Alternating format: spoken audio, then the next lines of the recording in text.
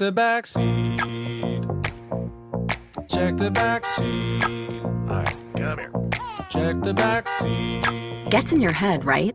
Good. Because every year, dozens of children are forgotten in the backseat of a car by a parent or caregiver. All never thought it could happen to them. But with changes in routines, distractions, or a sleeping child, it can happen to anyone. Parked cars get hot, fast, and can be deadly. So get it in your head. Check the back seat. A message from NHTSA and the Ad Council.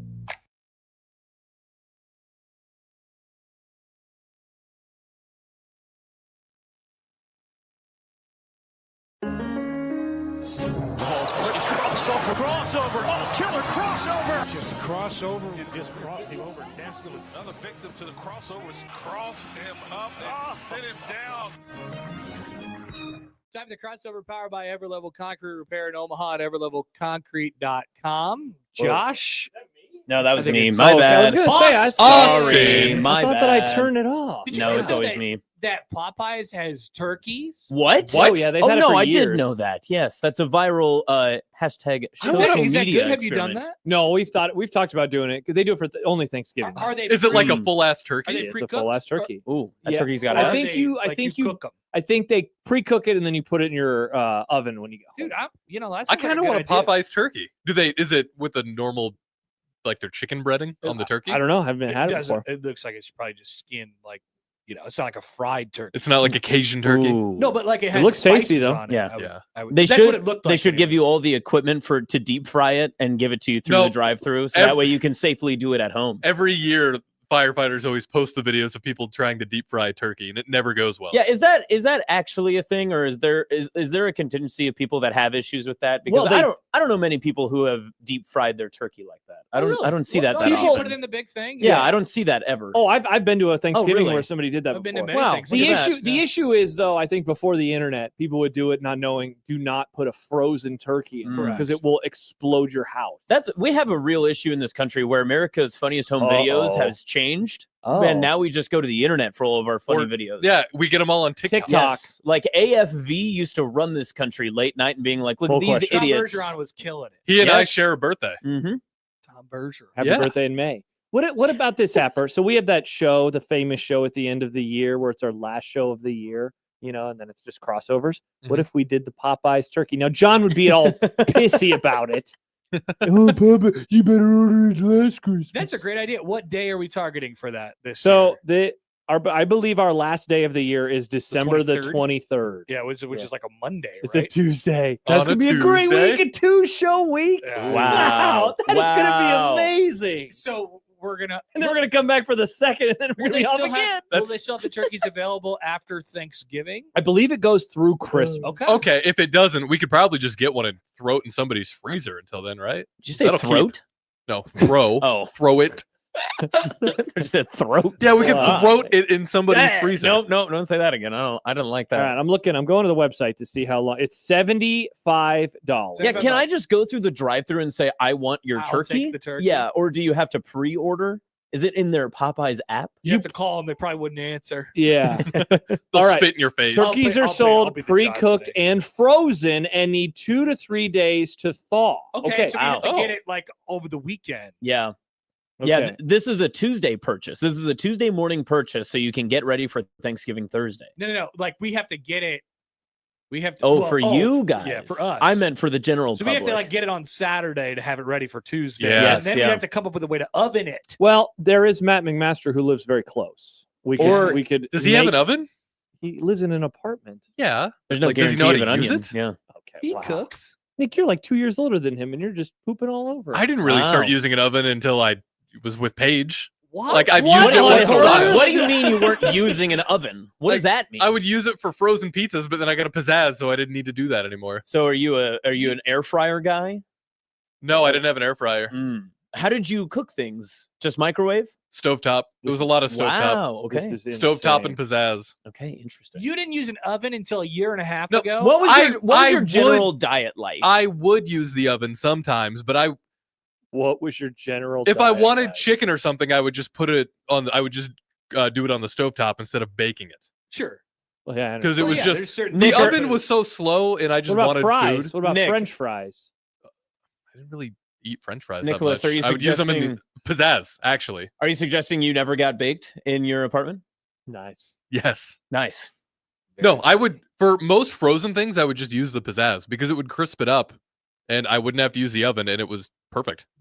I missed that Yeah, thing. Steve says you don't need an oven for rice. That's true. You didn't. Yeah. By the way, I think I was looking at the Popeyes website. It might only go through about Thanksgiving. I thought it was a December thing Yeah. too. I thought it went to Christmas. Right, so we're gonna have to do this in the Soon. next 2 weeks. And it looks like it feeds a lot of people. So like it wouldn't. How big is the turkey? well, do we throw this on our? No, we Jan- already have the January- yeah. Jan 6, the brats. Whoa! What? Oh yeah, What we're is doing. that? Hold on. We're Excuse doing. me. We're doing brats on Jan 6th. Yeah. What is it called again? Jan Oh. 6 Summerfest. You mean for Jan 6 Summerfest? Yeah. Oh, I need to why? write that. What happened on Jan 6th? Oh, it's the return of the Rookie on ABC. Is that what you guys are coming back for? Whoa, is it really? Yeah, that's what I I've been always see told. clips of that show on TikTok. Yes, I A see it great more on app. my. I Is that see the it one more with- on Facebook Reels. Is that the more one than with anything. Nathan Fillion? Sure. Yeah. Oh yes, yes, the man with the jaw. Yeah, that I like guy. Nathan Fillion. He's funny. Mhm, yeah, That's He's the always- tall guy, he's always making memes. the Yeah. rookie. Yeah, the rookie. Yeah. No, the tall guy is the handsome guy. That's Tim. Yeah. The other guy's I can't remember his name. Okay. Jeff. I don't know. Jeff. I see Jeff clips. the rookie. I My see- name's There's the one guy, and then there is There's a the lot of hot guys in the show. guy and Yes, the girl that cop. Tim is the hot guy, Okay. and then Lucy is the girl cop. Oh wait, the rookie. I thought you meant the movie. I was No. like, why did you know Not that the they're movie. like is there a movie, The re-airing- Rookie? Dennis Oh Quaid, yes, no, I know that Brian movie. Yes, I know baseball that movie. Yes. I forgot Brian Cox was in that movie. He's I haven't the seen dad. that in years. What is movie this week? Teeth. John picked Wow. Teeth. John picked teeth. What is T? We told him about teeth. Why and didn't then he he pick wanted to Show watch. you the poster, Happer. They've already done Tusk. You He guys hated have it. seen Tusk? Yeah, terrible. That's crazy. Happer, this is the poster. Come look at the poster. You will know what it is about immediately. Is it the Dwayne Johnson film? No. What the hell, John? Yeah, John picked it. And then he got mad at us because we thought he wouldn't pick it. And he's No, like, "What do I- you mean? It's exactly up my I- alley." I do. I have a feeling. I have seen Teeth. Whoa. I have seen What's Teeth. your review of it? It's one of my favorite college films to show people and be like, "Do you know this movie exists?" Wow. That one and Rubber. Oh Rubber's yeah, also funny. I remember Rubber. Rubber's Flubber? great. No, Rubber. Do you know about Rubber? It's just a tire. That It's about a kills tire people. that kills people. Wow. Thank God Teeth is only 89 minutes. Rubber and Teeth really were our like college. You see this Yeah, movie? Yep. That and John dies at the end. What were Yeah. our college you see this movies? Well, you guys, I don't know. What were you Mine using was VHS Memento. back in the day? You were like, "Hey, let me pop in a tape." It was probably we love to watch Memento. it was probably Wizard of Oz, right? Yeah. Look at this. It's color. It's Bang. crazy. Oh, old boys. Whoa, did we just get called Unk? We are in our mid-30s. Yeah, mid is right. Odson hits it. Odson mentions the one that I was going to say, Requiem for a Dream. Requiem for a Dream. That Good one. movie was the one that everyone was like, Wow. "Have you seen Requiem for?" Have you ever It seen wasn't Requiem Fight for a Club. Dream? You guys didn't use Fight Club. Too young. I mean, Fight. I Mm. mean, by that point, it'd been out for. Fight Club was my edgy teenage movie. Oh, gotcha. Yeah. Wow, I can't believe we just got called old. We are Unk.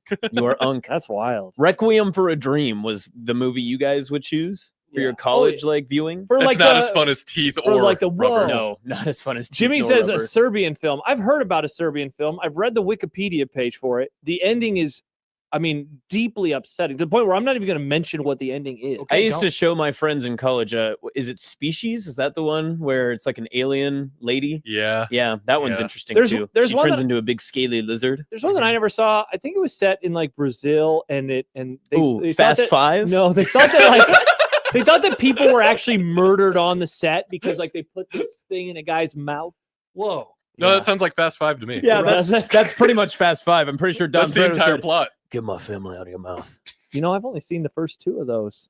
Oh, you saw Fast and Furious and The Fast and the Furious? I thought it was Too Fast, Too Oh, Furious. dang it. How did I mess Too that one fast up? for My Y'all. unpopular opinion is Oh. that Tokyo Drift is the best one in the Well, series. Cannibal Holocaust. Thank you, Stibbs. That's what I was talking Wow. about. I This- never saw it though. The second Fast and Furious has the greatest line in the film's franchise where the guy says, ejecto seat, cuzzo, and then he sends someone into a lake.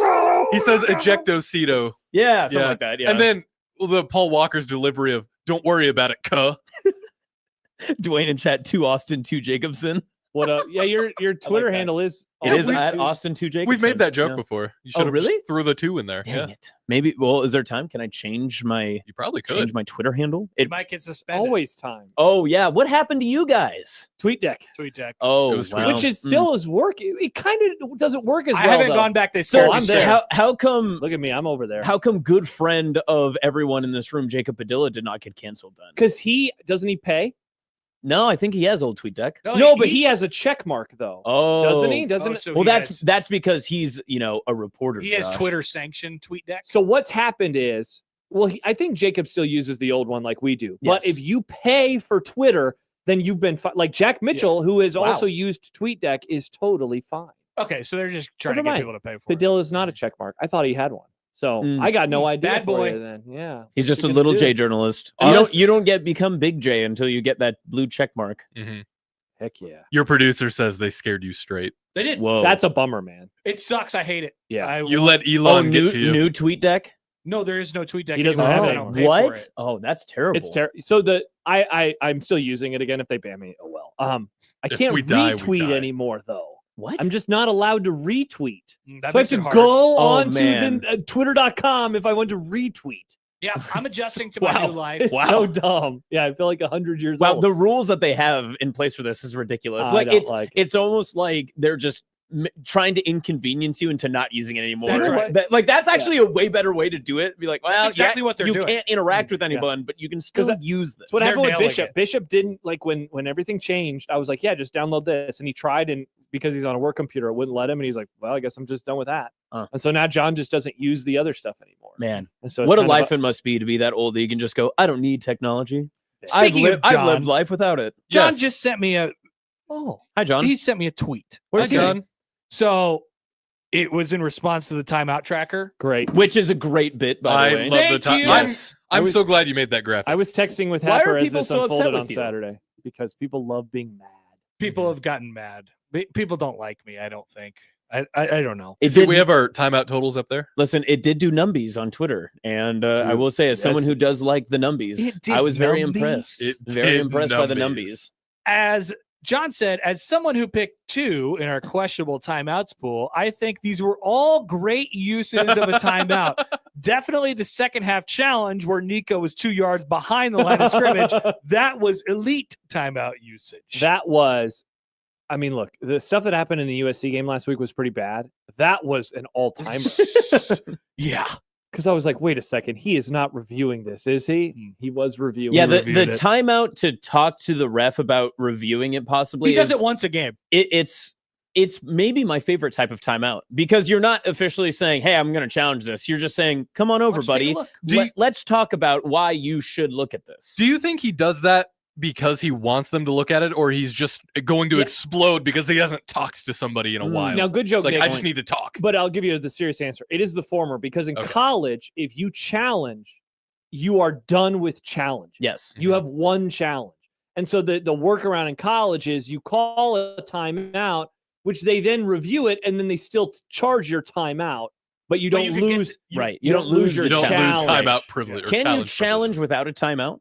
No, you're Okay. not allowed to. So Matt Rule is just trying to not use his challenge, but use all the timeouts so that he couldn't use his challenge. Kenneth loves says using timeouts. it's not your timeouts to track. 16-20 Ooh. boys. Hmm, That's good. good point. That's very good People stuff. forget. That was a great graphic. You made it on. You have other ones that I don't know if people even have seen yet. I haven't tweeted the good timeout graphic yet. You did tweet Oh, the there's bad a good timeout graphic. Do you think that there's a possibility that Rule just burns a lot of timeouts and maybe like if the next 2 games, if one's a blowout, he just burns them as quickly as possible just to spite you?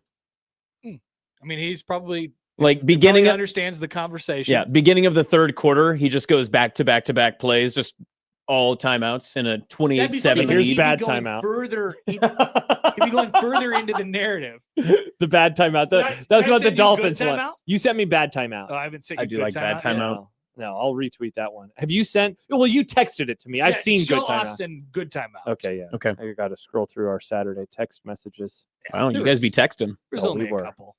That Mostly about this. you triggered that. Oh, Joey Fats. Joey oh yeah. Oh yeah, Joey Fats. Because then I Yes. scrolled through his timeline and he had a video that he did in his car. Oh.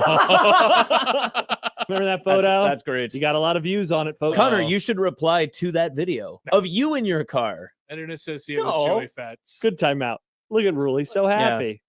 Well, because of where the placement is of the font, it almost looks like the N on his polo is pretend. Like everything almost looks fake about this photo. Is that it an AI? Interesting. An AI good timeout. Good timeout. Yeah, because You wouldn't know about these timeouts unless you saw them on Facebook. Now, there was a good timeout that was used in this game, but I didn't have the graphic made by that point. Oh, I see. correct. So, Do you think I could make like an AI, like those Facebook stories that everyone's grandma will repopulate about, Dylan Raiola donating his left leg to charity or so something? bad.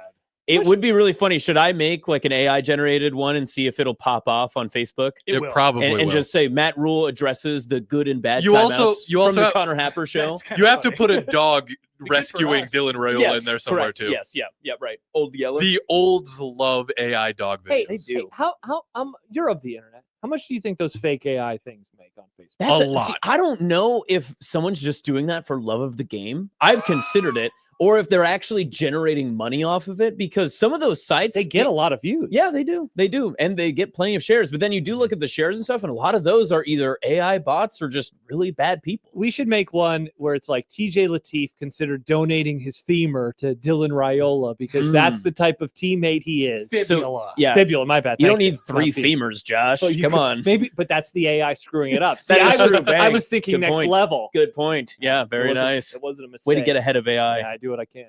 I saw a really bad one that I can't even repeat on this. Oh no. I'm glad you brought it up. The other day, I was so mad. I was mad at it. Oh, that's So incredible. did you report it, or did you do anything about it? I'll tell you what. It said. Because Mm. then people are just going to hear this and they're going to be like, "Oh, did I hear that right?" Yeah, And I'll yep, say, "No, you didn't yep. hear that." Make a quote card. Everyone be ready. They one of the fake Facebook AI things said that there was a certain former Husker on the plane that crashed in Oh in my the God. UPS Oh, plane. no, Holy I did see crap. this. And I was like, know exactly. What yes. in the Yep. hell are we doing? Yep. What are we doing? What are we doing? My uncle sent me one, a screenshot from, and the best part is look at the On3 logo. It's on E. So like that's how I noticed it. And it said, "Is this true? Breaking news or recruiting news. This is pretend." This Yeah, is pretend. please It's say it's not real. Nebraska quarterback Dylan Raiola plans to enter the transfer portal. And he's like, Fake. "Is this true?" And I was like, "No, it's not, Not real. real. And I was like, "Look Yeah. at the On3 logo is on E." I do like the new ones that are coming up where it's a coach and it's like the On3 coaching graphic where it says fired, but then in tiny letters it's like up for the big game on Saturday. Those are all wonderful. I did get got by the Mike Loxley one a couple weeks ago. I felt lot really of people bad did. about that. I know. one. I got did. got by that John one. brought it up. He's like, "Yeah," and they fired Lex. Oh, It's not real. I felt really bad. Yeah. Good thing I don't have a platform where I just have to talk. I That's got really duped bad. by one of our listeners back in the Frost era because he changed his handle to Brett McMurphy, and he said like Scott Frost got fired, and I was like, Oh, that was "Whoa, yeah, Mike." Yeah, that was That's Mike. that's Yeah. great. That's good Yeah. stuff. Yeah, I think he got kicked off Twitter for that. He did. Yeah. Oh Yeah. no. Yeah. You can't be I impersonating think people. he thought that I was mad at him. I was like, "No, I'm mad at myself. Like, good job by you, man." Yeah. I was just so I was pumped. I was like, "Hell yeah!" Like, you finally did it. That I didn't even look at the. Just wanted to be right. Yeah.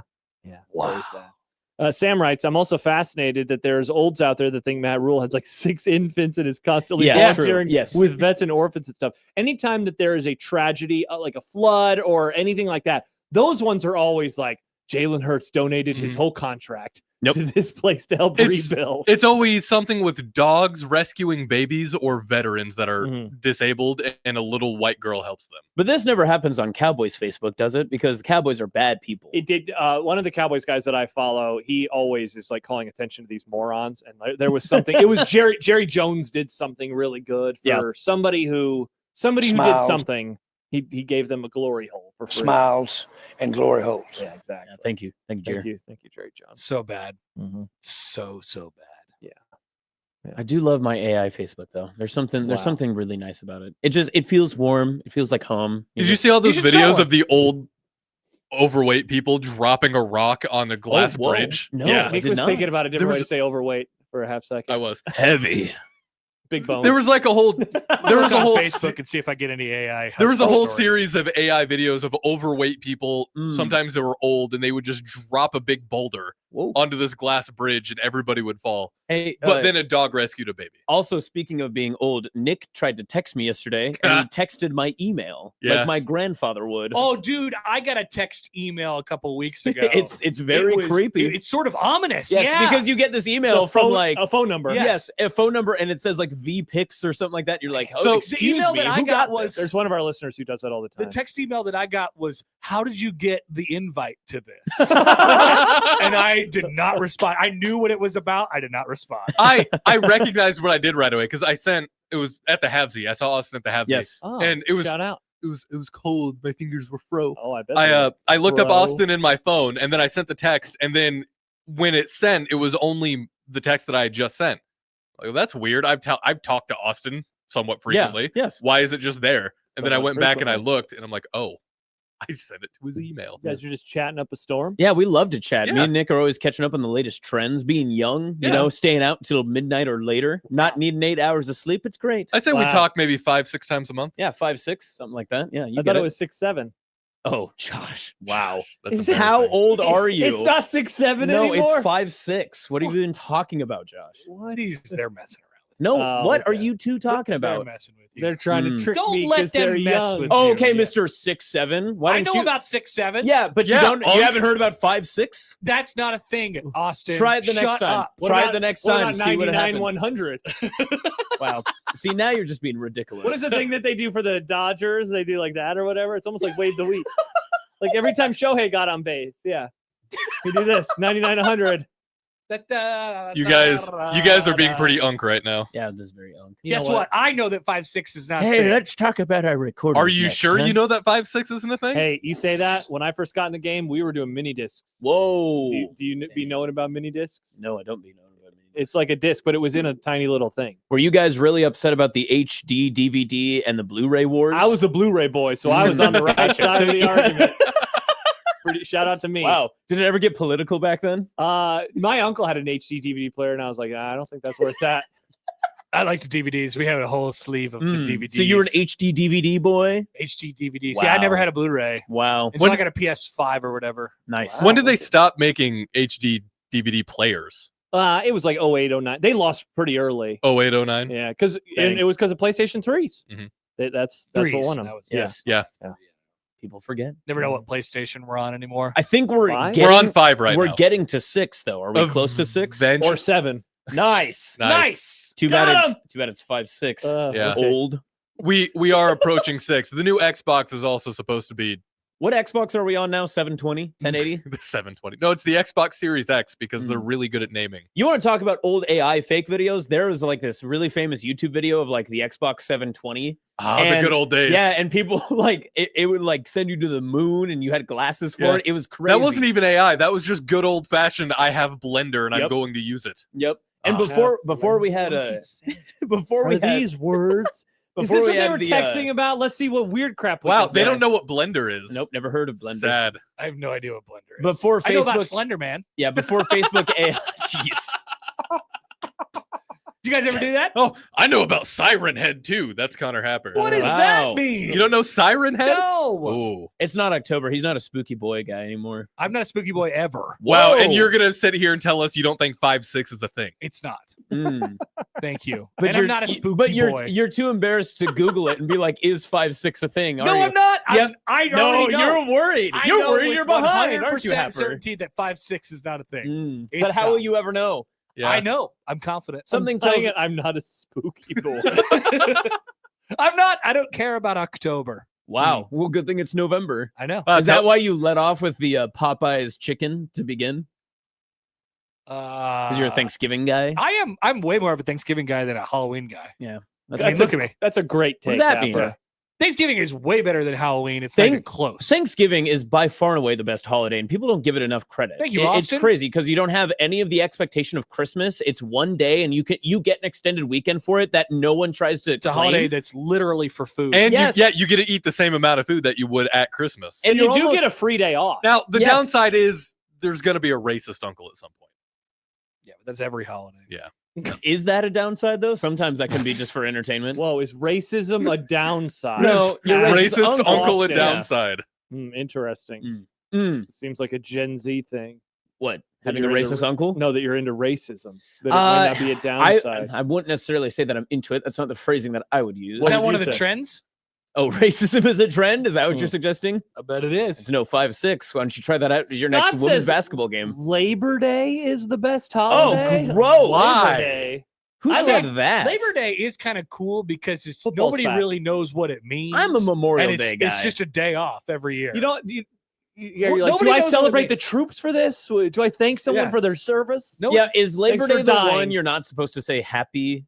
Or no, Memorial that's Day. Memorial yeah, Day you don't, because you it's don't, yeah. Not a happy Right. thing. Yeah, I got in trouble with that back in my old radio station. You said days Happy in Kearney. Memorial Day? I posted from the main account and said, "Hey, Happy Memorial Day. Stay safe." And my GM came down. And he was like, "We don't say happy.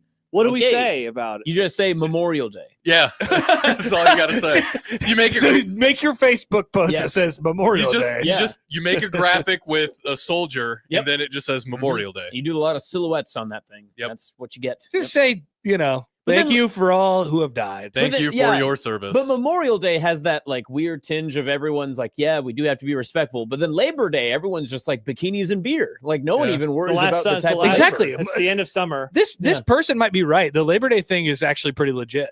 Well, he does follow up and says, "Where is it at?" I'm an Arbor Day guy. It's always the start of football season plus 3-day weekends. Haters. Look, I love it. No, I'm actually in on that. Yeah. It's around my Pretty good. birthday. My friends and I always meet up. It's a good time. Yeah, it's kind of a free one. You don't have anywhere you have to be. Yeah. It's just I don't go to the Matt Rule press conference. Yeah.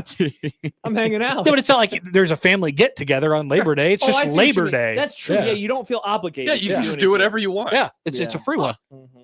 Labor Day kind of rocks. Wow, actually. that's a sleeper. You Yeah. know, Labor Day is like the free space of the Monopoly board of the year because Wow, you of just holidays. hang out there. Yeah, Wow, interesting. just be hanging. Just take a weekend. You Take just all be hanging. take all 3 days. Odson to writes, Denver. Happer, I know you got to get going, but he says, in case you thought it was National Barbecue Day, and he did it with the uppercase and lowercase letters. What? He's making fun of What? who's the holiday man. Remember, it's in somebody. Wasn't this with you? We talked about it. This not with you. Oh, like the different days of days. Yeah. Tough luck. I don't know. Well, what's today? I don't know. Austin, you seem like a guy who knows what day National today is. Forks and What, Spoons Day. National holiday. Yeah, I used to have to do this for my last radio. See, I job, know. too. Oh man, it's such FM slop. Yeah, Nick. yeah. Can you imagine?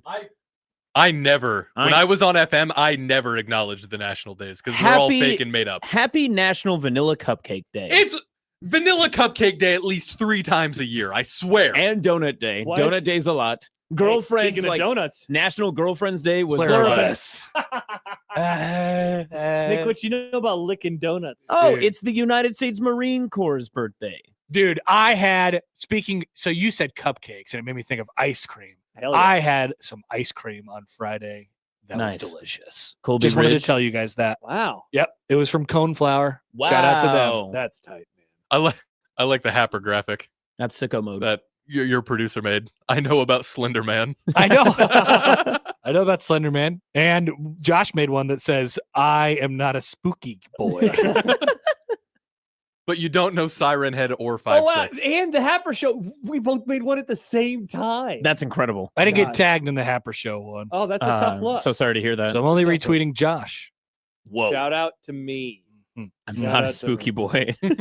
All right, Happer. Well, you got to get going. You got things to do. Where are you going? You got places to be. I have to do an interview for the upcoming Creighton Athletics Hour, which you're not the host of. Yes, What? screw you. Why don't you host a damn show? What does that have to do with me? You have, When did that happen? Austin, I just want you Was to I know asked to be the that host I of the just- Great you're being Athletics asked Hour? right now. I despise you. Are you guys hosting the Creighton Athletics Hour? Yes. Oh, Everybody is, except What does that for have you. to? Oh, what does that have to do with me? You host Creighton related things. It's time to host. Well, as Host. did you just make the host coffee reference? That's I Yeah. did. Yeah. That's beautiful. Awesome. We'll Oh, have a I love great that. interview. Thank you. Hey, enjoy the Creighton Athletics Hour. You'll I hear it can't on wait to Wednesday listen. at 6. Oh, I thought it was Thursdays. It's Thursdays once the basketball games are on. As Wednesday. the sports Oh. schedule allows. Yeah. Wow. Mhm. Wow. Good stuff.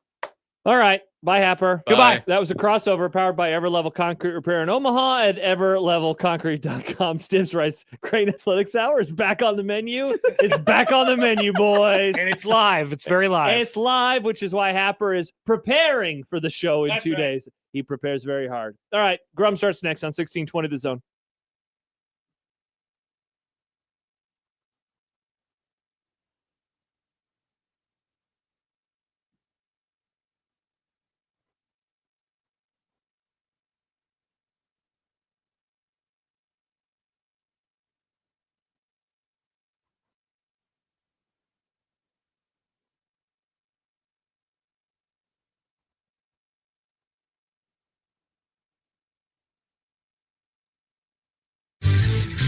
Your Omaha area forecast from the Boys Town Ear, Nose, and Throat Weather Center and KETV News Watch 7.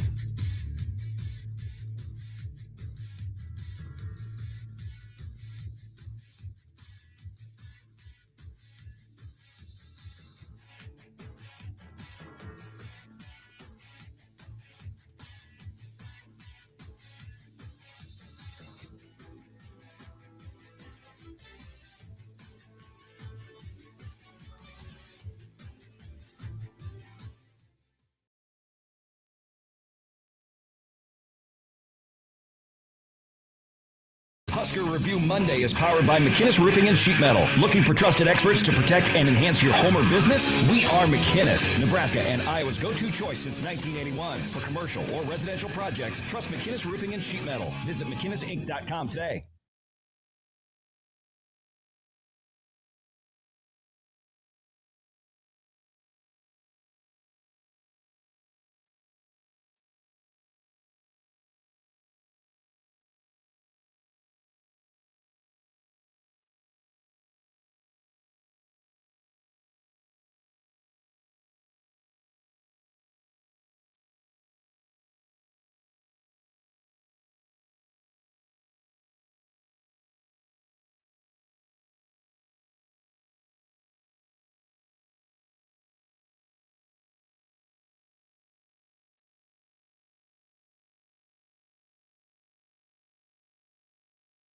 JT.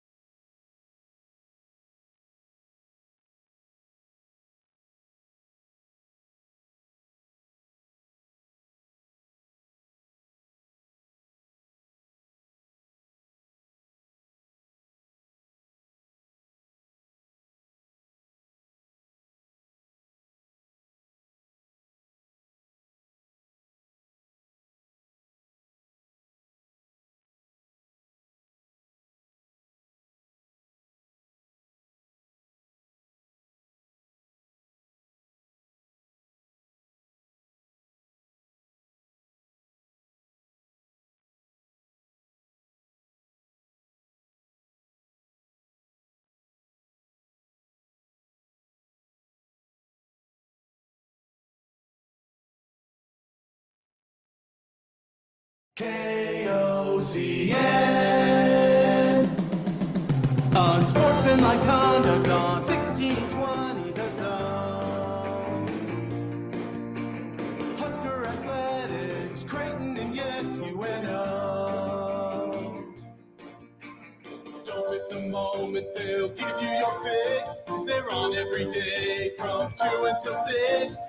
Spend your afternoons with John, Josh, and Nick.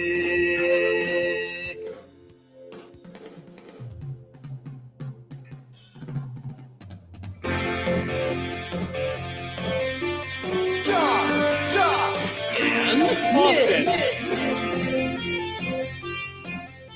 They'll show you what sports talk really is. All right, let's see what other Gen Z crap you two have cooked up today, huh? Yeah, big bit boys. Wow. I like that you never know if we're serious or not. Yeah, well, that's the part about aging that they don't teach in school. Unsportsmanlike conduct on 1620 The Zone. Husker Athletics, Creighton, and yes, UNO. Now, Josh, was it cool in college when you showed everybody The Sound of Music for the first time? Bang. I don't even like musicals, Nick. Got him. That joke fell flat on these ears. Flat musical reference. I get it. Yeah. Bang. Nice. It's a double entendre. Definitely what I was going People like for. that. Yeah. Nice. Not a musical guy, huh? No, I honestly, I hate musicals. I'm not into them. So the only musical chairs you play is in the coaching carousel? Is that your favorite? I mean, we did do musical chairs because it was the 1900s. Oh.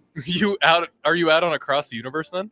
I figured that'd be your exception. I mean, it's my exception. Yeah, okay. Yeah. I'm a tick tick boom guy. That's my go-to. No, it's TikTok, you old. No. I hate that. I got. Welcome in, everybody. It's Unsportsmanlike Conduct here on 1620 The Zone, 1620thezone.com, the 1620 The Zone mobile app, zonetv.live, YouTube, the Twitch stream, Facebook. Yeah. Anywhere else, Nick? Twitter. We're on Twitter. We X.com. X.com. Never say that again. When you hear somebody say, I search X.com. you can follow me on X. I cringe. I hate that. It's the worst. It's Twitter. It will always be Twitter. And, follow me on X. all of my good friends over at Herd at Sports, we're big on the X, but I'm still on Twitter. Nice. I'm on Shout out Twitter. to you. I'm Shout on out to Twitter. you, Austin. That is the voice of Austin Jacobson. He is from Herd at Sports, and he sometimes has bad takes, but oftentimes has good takes. What do you mean by which that? Well, I did want to I did want to follow up on something that happened on the very first show that you ever filled in with me. I know exactly where this is going. Yeah, it might be. They might be talking about that man's team on our television. I right think about now. this all the time. You know what? And trust me, when they started this year, I was gearing up. I bet you I was were. going to text you. I had like a scheduled text ready in like mid-November. Oh, And then I no. was like, did you delete the I scheduled did have text? to delete the So scheduled if you just say text. you've had that little scheduled thing Yep. sitting next to my name Every for time you would months. pop up, it would just be there because when they were 1-5, I was like, this is gonna hit. I had it scheduled for November 1st, and I was like, if they're still on a losing streak, I'm going to send this text. But then they got Lamar back, and now they win Wow. games. It turns out they're still good. Yeah. Honestly, good call by you for remembering it and Yeah. then remembering to delete it Well, it because I shows- would have. So you're not an Back iPhone user, Nick, so No. we can tell you about the greatness of iPhone. But if you have a scheduled text and you text them something else, it still will show your scheduled text Yes. like below that as a reminder, Okay. like you have this scheduled. Yep. I don't have any scheduled text for the future. I should do that. I do it for bits mostly. Yeah. That's a good idea. So a great example was last week on Tuesday, I had a scheduled message to like our whole Herd at Sports team Wow. that said, "Did you guys see Matt Rule sign an extension? We should get on this." That was a very funny bit. Did it land well? Yeah. how No, did that no one land? understood. They were like, "Are you just getting this?" And I was like, "Oh, okay, Yeah. never mind." No, I Sorry, read guys. Josh's report last week. Is what you said.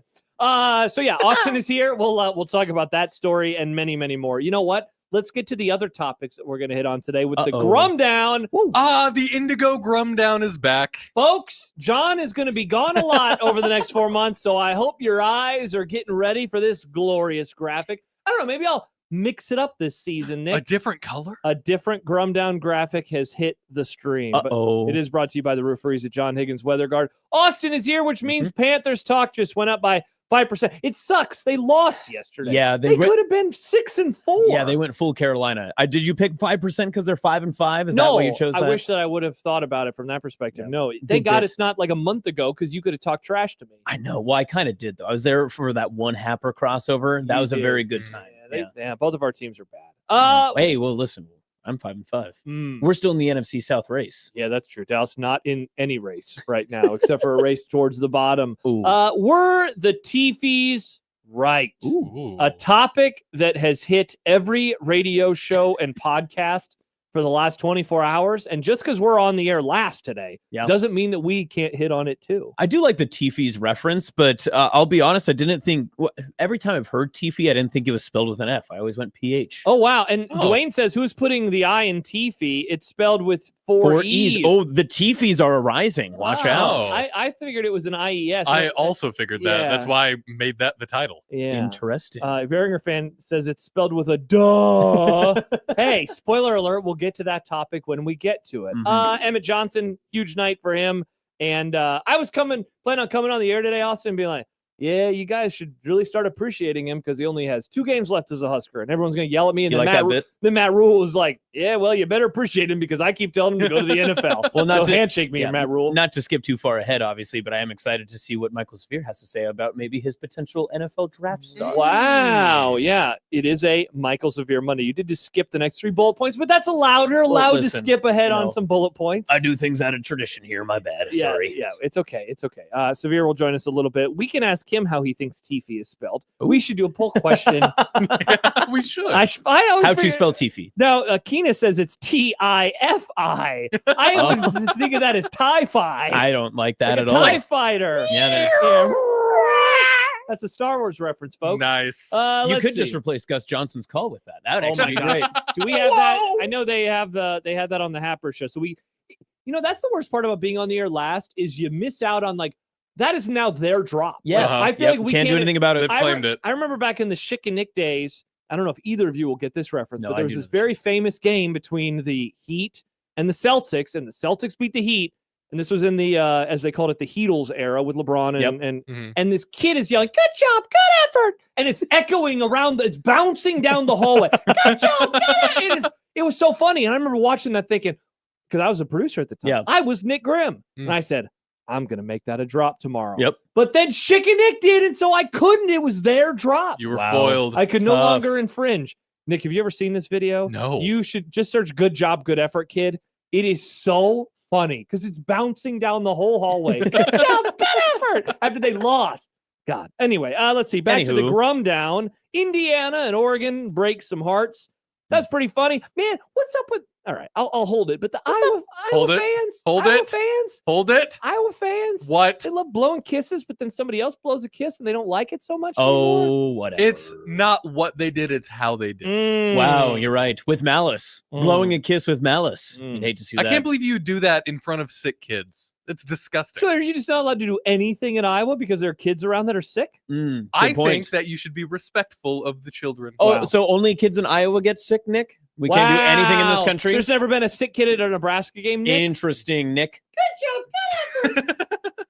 Let's see. You're making your own drop. Gen Z corner. Austin helps explain things. It's our time to shine. We got this. Now he'll probably make up pretend things like, "Oh, you haven't heard about the Ziploc bag?" I'm like, "What is the Ziploc bag?" Wow, that's crazy. You just made your own drop. That's crazy.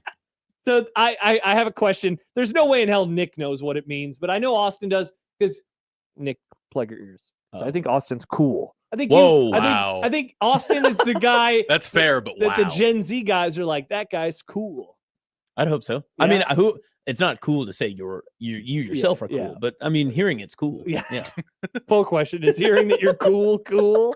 Let's see. Michael Severe Monday. We hadn't Yes. mentioned that yet. And then they're firing NFL coaches too. R.I.P. Though none in the college game this weekend. Yeah, right? very No- interesting. We didn't have a lot of notable games or matchups that really predicated that, though. I thought, like, when you Yeah. looked around the scope of it, you weren't going to say, that one could, teeter maybe Yeah. somebody's job line. But I didn't. Yeah, I don't think that there was anything that was that shocking that would have caused maybe a big ripple effect like we've Yeah. seen in weeks You before. can't fire Jed Fish from Washington, but now Right. maybe he won't get a new job because he lost to Wisconsin. But that is it's a good thought process too, that are we too late into the year now where essentially are you just going to keep your guy and fire him at the end of the year? Like, is there Yeah. any benefit to keeping him through like the last 3, unless you need a bump, I guess. Like if you're 4-6 and you're trying to make a bowl yeah, and you're a third, fourth year coach and your AD is like, see Yeah. what we got, I guess. Yeah. I don't know. that's a good question. Yeah, you probably are too far in the game now because there are 3 weeks of the regular season left. Yeah. Nebraska only has 2 games because they're off this week. So yeah, like the purpose of doing so, you have lost a lot of its luster. Like if you didn't do it, like Brian Kelly, maybe that was kind of the last line of defense. Like Brian Kelly Right. made sense when they fired him because it was the last game of October.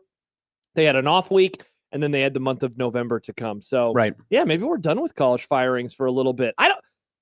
Gosh, Florida State looked like crap, and if they're not going to fire him now, then maybe they are just waiting, or they gave him the dreaded vote of confidence. I have no idea. Yeah, the vote of confidence that Hugh Freeze always wanted and never got. Yeah. Hey, speaking of random college football teams, have you thought about the Akron Zips recently?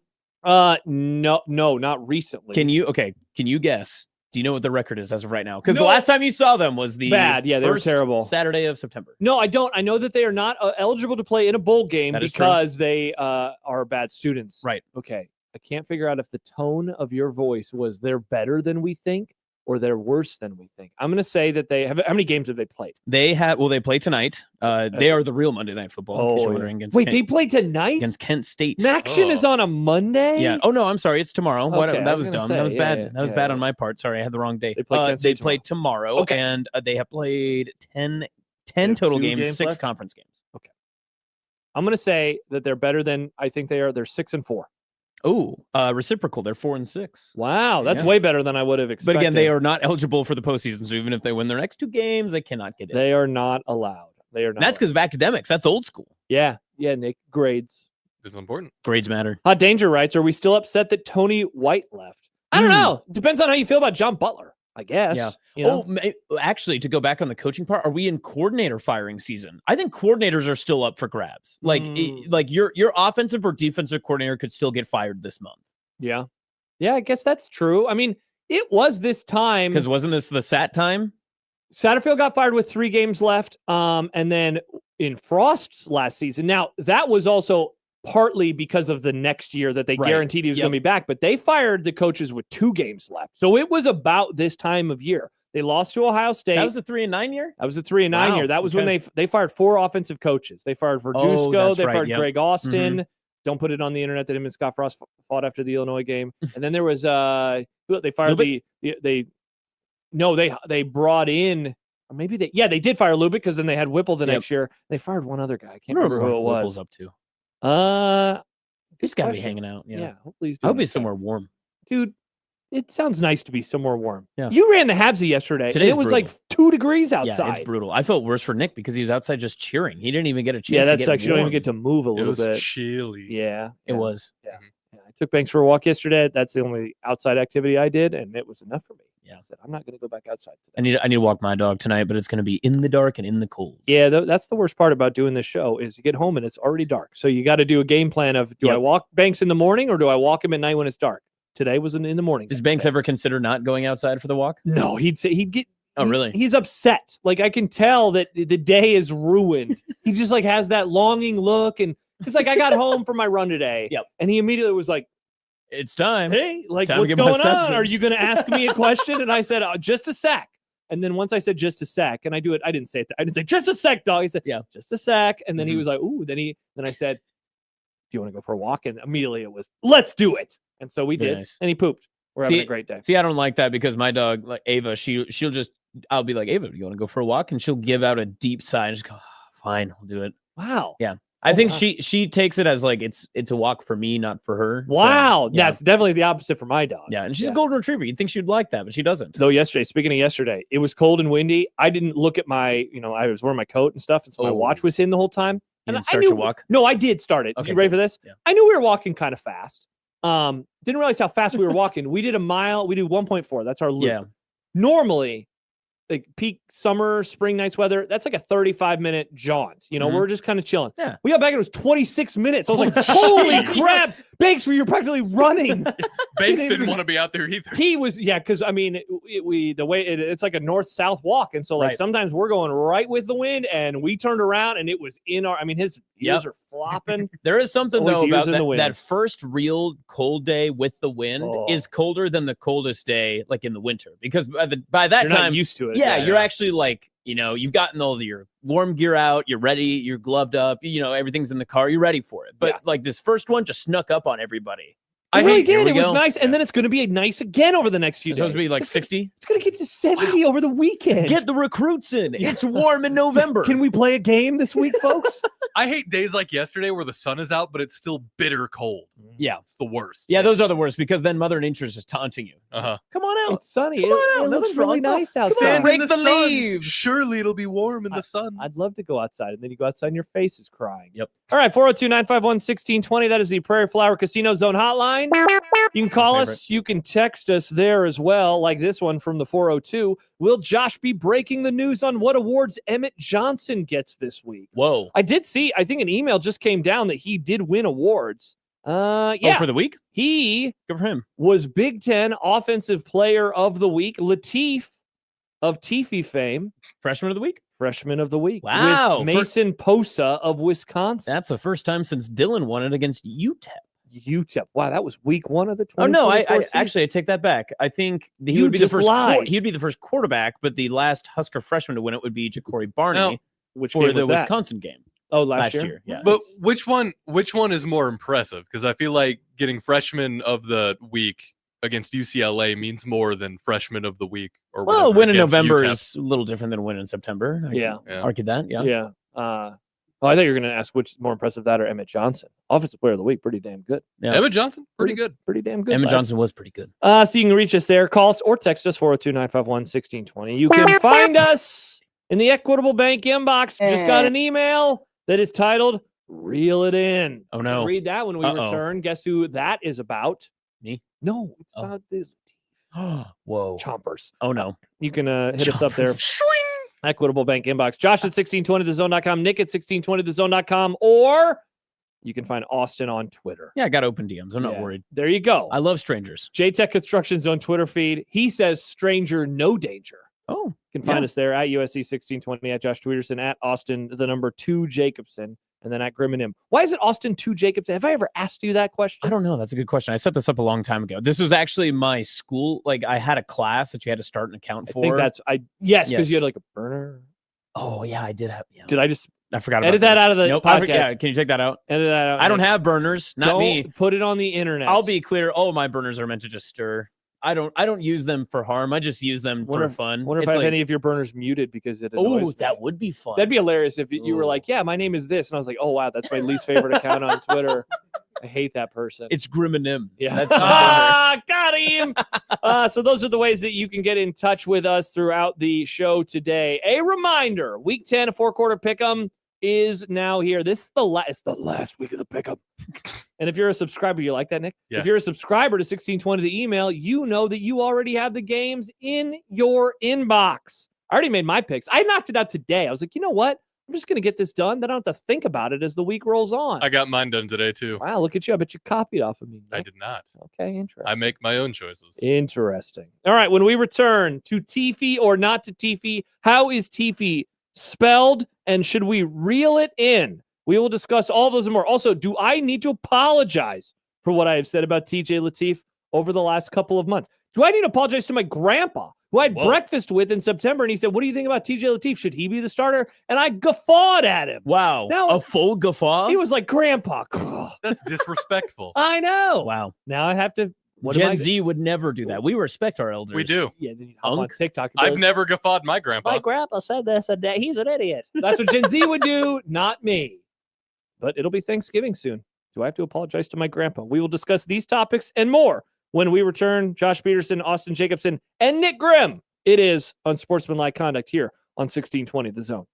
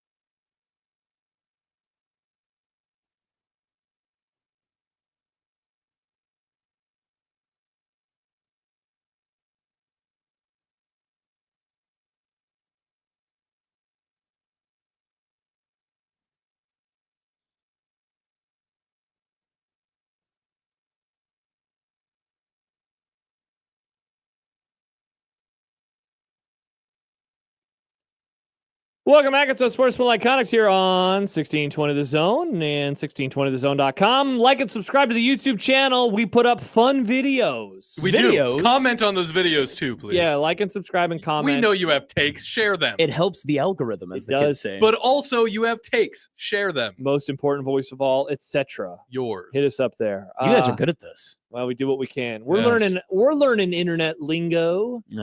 No one's more on the internet than us three, probably. That's in true. different ways and fashions. Yeah, too. very different parts of the internet. Yeah. Take that, Mr. Beast. You got nothing on us.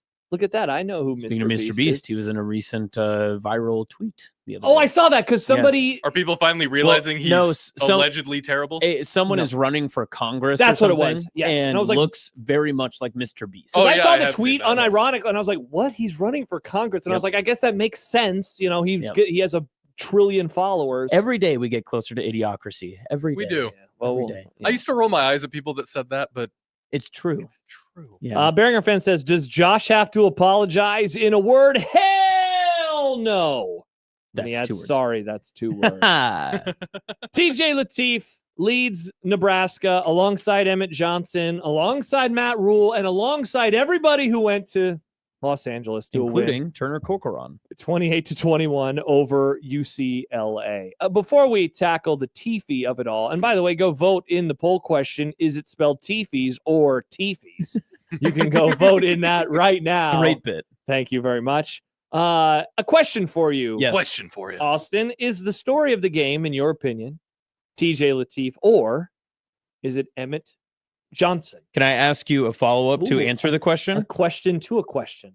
How am I perceiving this game from Nebraska fan, where I'm super diluted into the pool that's a and great cesspool question. of Nebraska, Cesspool. or I am love I- all of our listeners or am I general college football fan watching said game at 8:00 at night? because it would have been a different situation. For I think both, so, right? right? The general is saying It's Emmett Johnson's Yeah, big like, day. whoa, And you're 200 just plus going, yards. He why broke haven't a I? school record? You're going, how come I haven't heard of this guy Made a yet? school record. I haven't, maybe I haven't been watching most of these games, or Mhm. some of the and think about it too. In if you're a national college football fan, and you truly are a college football fan, you're watching a lot of the games. You're not watching Nebraska probably at all of their primetime moments because, again, sorry, Nebraska fans, but if you think about where they were, that September 20th game against Michigan, a 2:30 kickoff, it was not even the premier game of that weekend.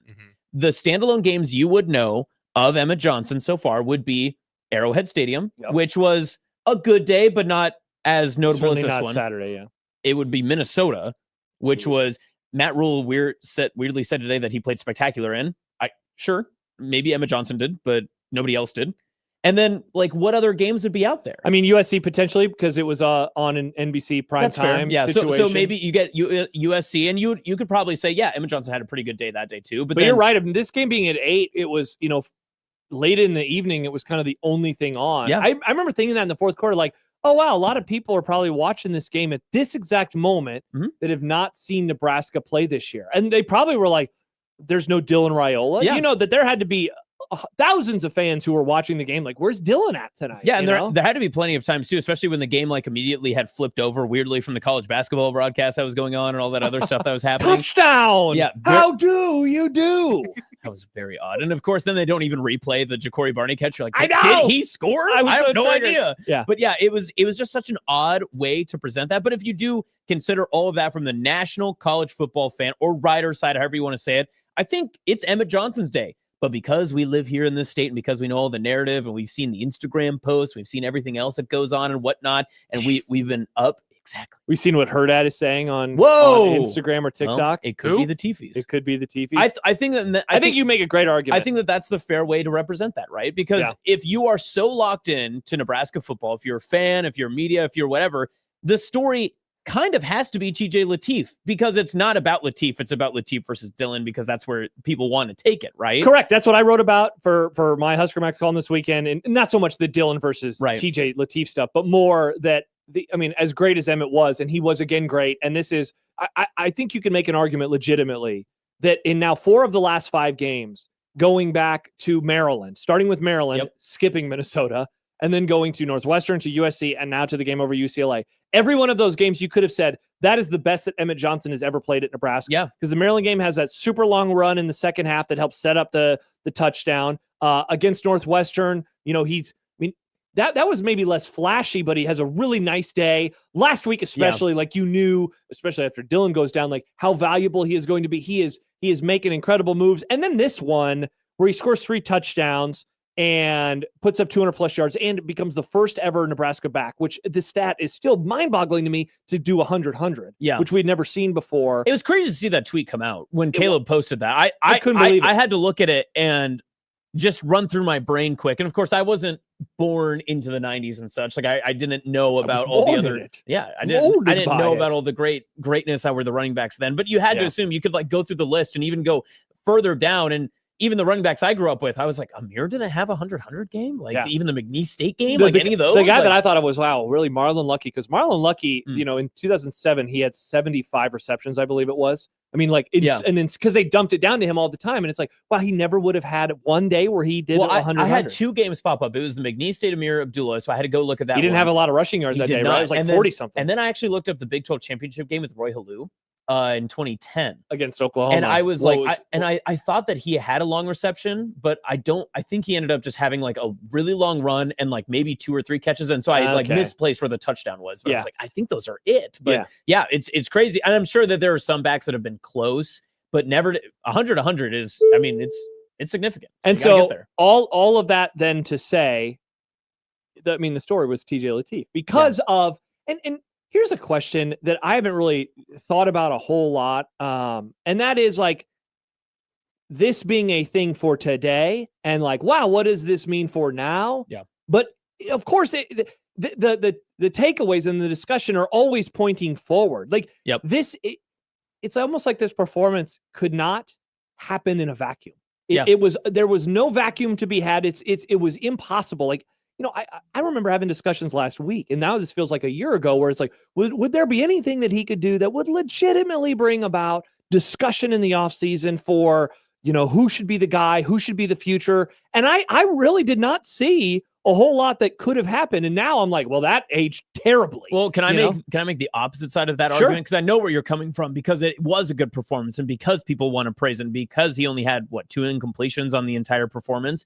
That because of what the conversation was going in, you were ahead of what that conversation turned into, right? Like you had just said, well, what could it look like?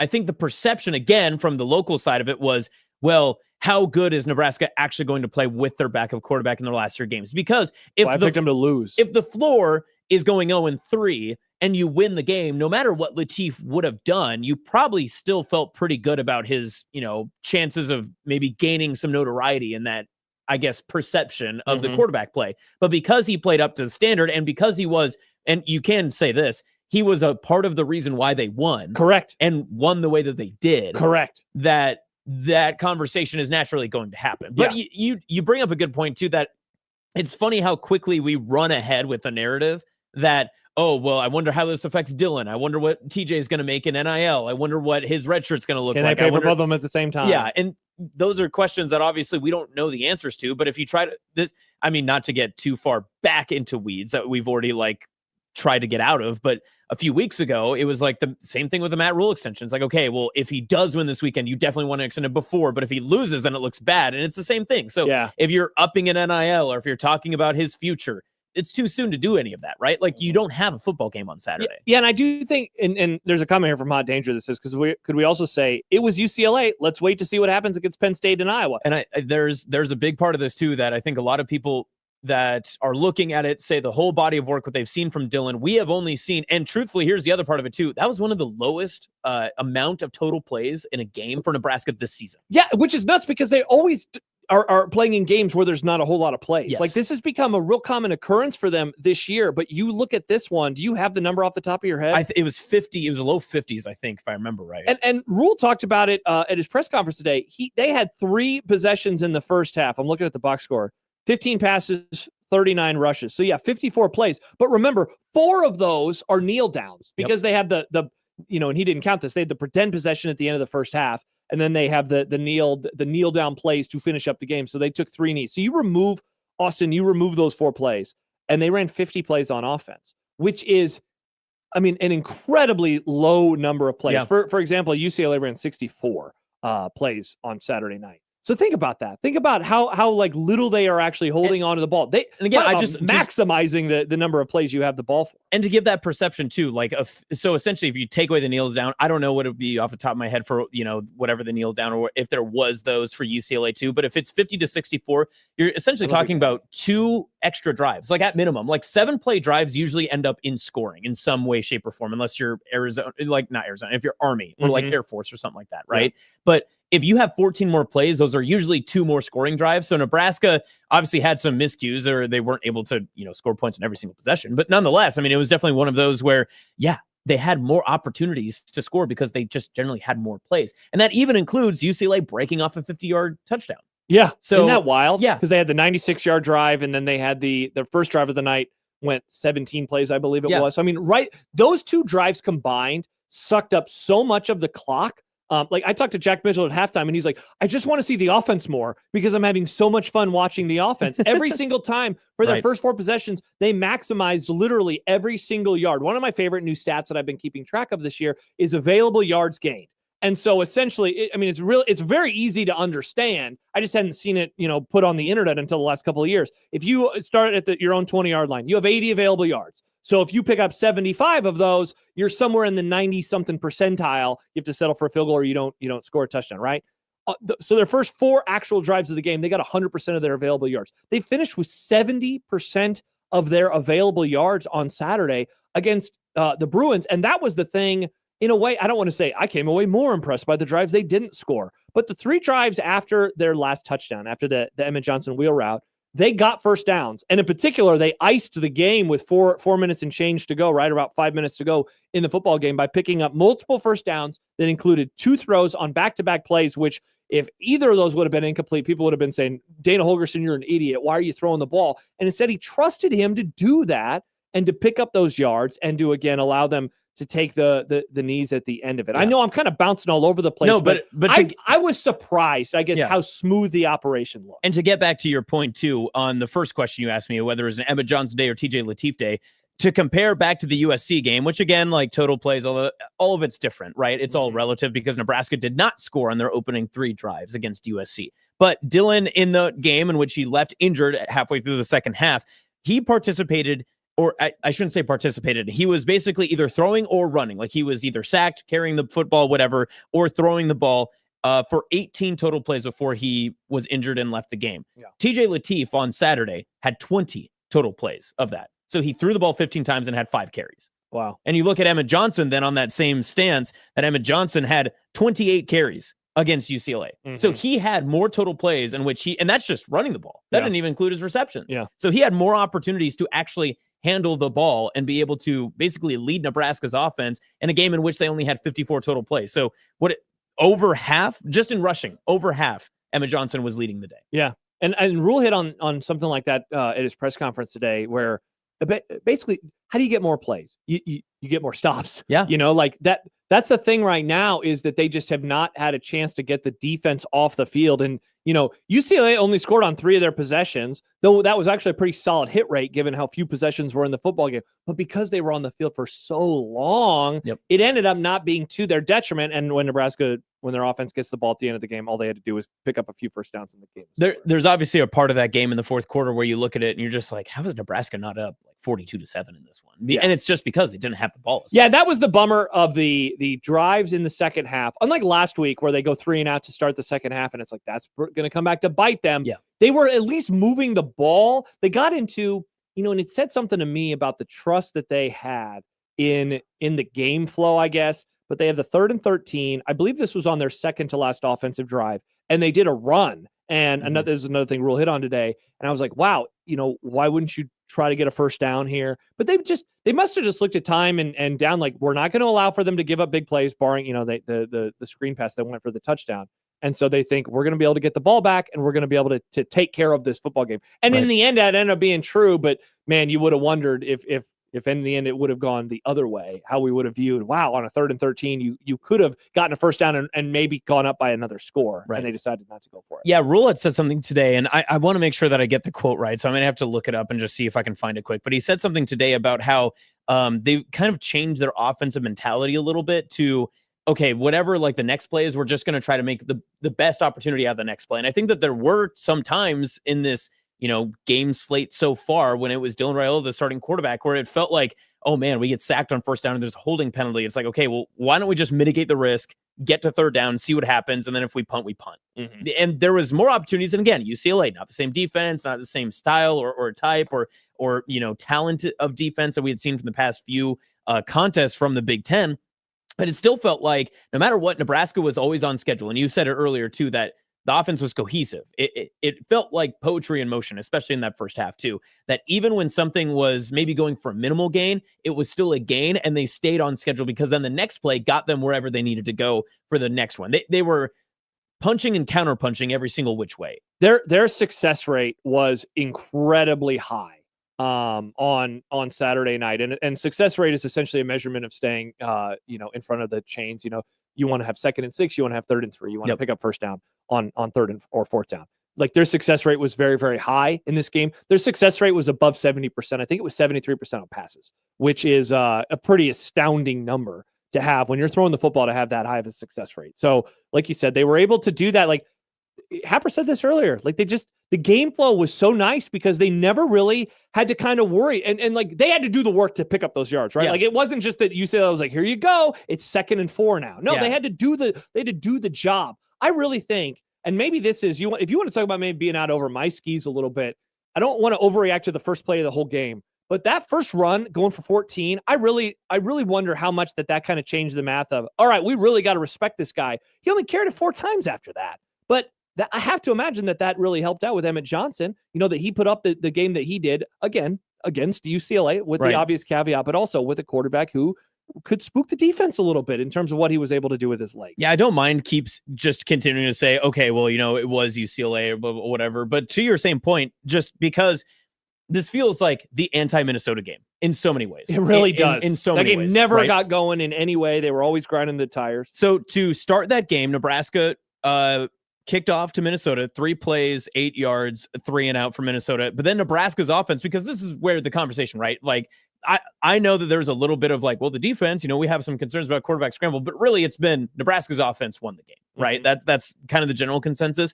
Nebraska started against Minnesota, 3 plays, 1 yard, a minute and a half.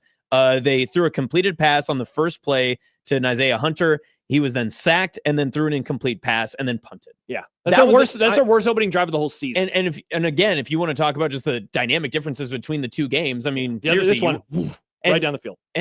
Matt Rule and Nebraska football sometimes too. I wrote about this like last year for Husker Max, but sometimes there are these different conversations too that happen. But Matt Rule seems to have these in his games more than just seasons, but in games, sometimes that first drive is really emblematic of what the rest of that game looks like. That Minnesota drive definitely encapsulated what that Minnesota game looked like. Yeah. The UCLA drive felt a lot like what the UCLA game felt like in general. It was Latif being able to trust his legs, being able to roll out, find open spaces, and they trusted him in opportune times. Opening part of the game, they said, TJ, we're going to put the ball in your hands. He took care of it and handled his business. Well, not to like disagree with you, but the thing that has, I think, been notable this year is that they have had a lot of really good first drives of the game. Yeah. Even like Michigan, they don't score, right? They move the ball right down the field. They've done that in all but 2 games this year. They've had good first drives. Cincinnati, they got 1 first down, if I remember right, but they had to punt it. You mentioned the Minnesota game. Otherwise, they have really done a good job. And in recent weeks, they have done an excellent job in terms of going down and picking up touchdowns. For the first time this year, though, they scored a touchdown on their second drive. And then in terms of getting back-to-back to start the game. And then they did it on their third as well. They hadn't done that at all this entire season. Not against Akron, not against Eastern Christian. This was the first time full stop that they were able to begin a game with 3 consecutive touchdowns. And so you're right. Like, this was emblematic of what was to come, but it also fit recent weeks on the first drive, not so much on the second drive for all of the best reasons. You're right. And again, it was that complete first quarter. I mean, you walked out of the first half and you just said, wow, Nebraska's on its wheels. Like, I mean, everything is on a straight line. Everyone's working ahead. Everyone's working. The only concerns that you had was, okay, Nico Iamaleava is just running all over the place, and Tim Brando can't figure out how to say his name. Yeah, those are your biggest concerns. Gardner was struggling even more. Yeah. It reminded Devin Gardner had a very interesting post today. Did you see that about him? No, what did he do? He had maybe coached Latif before or something like that in an Elite 11 camp, and it said just like gave him a big appreciation tweet, and then tweeted at Rule and said it was really refreshing to see a coach trust their quarterback in a late game situation. They did trust him. I think I saw that tweet on Saturday night, but I can't remember who said that. Yeah, I think. Nice.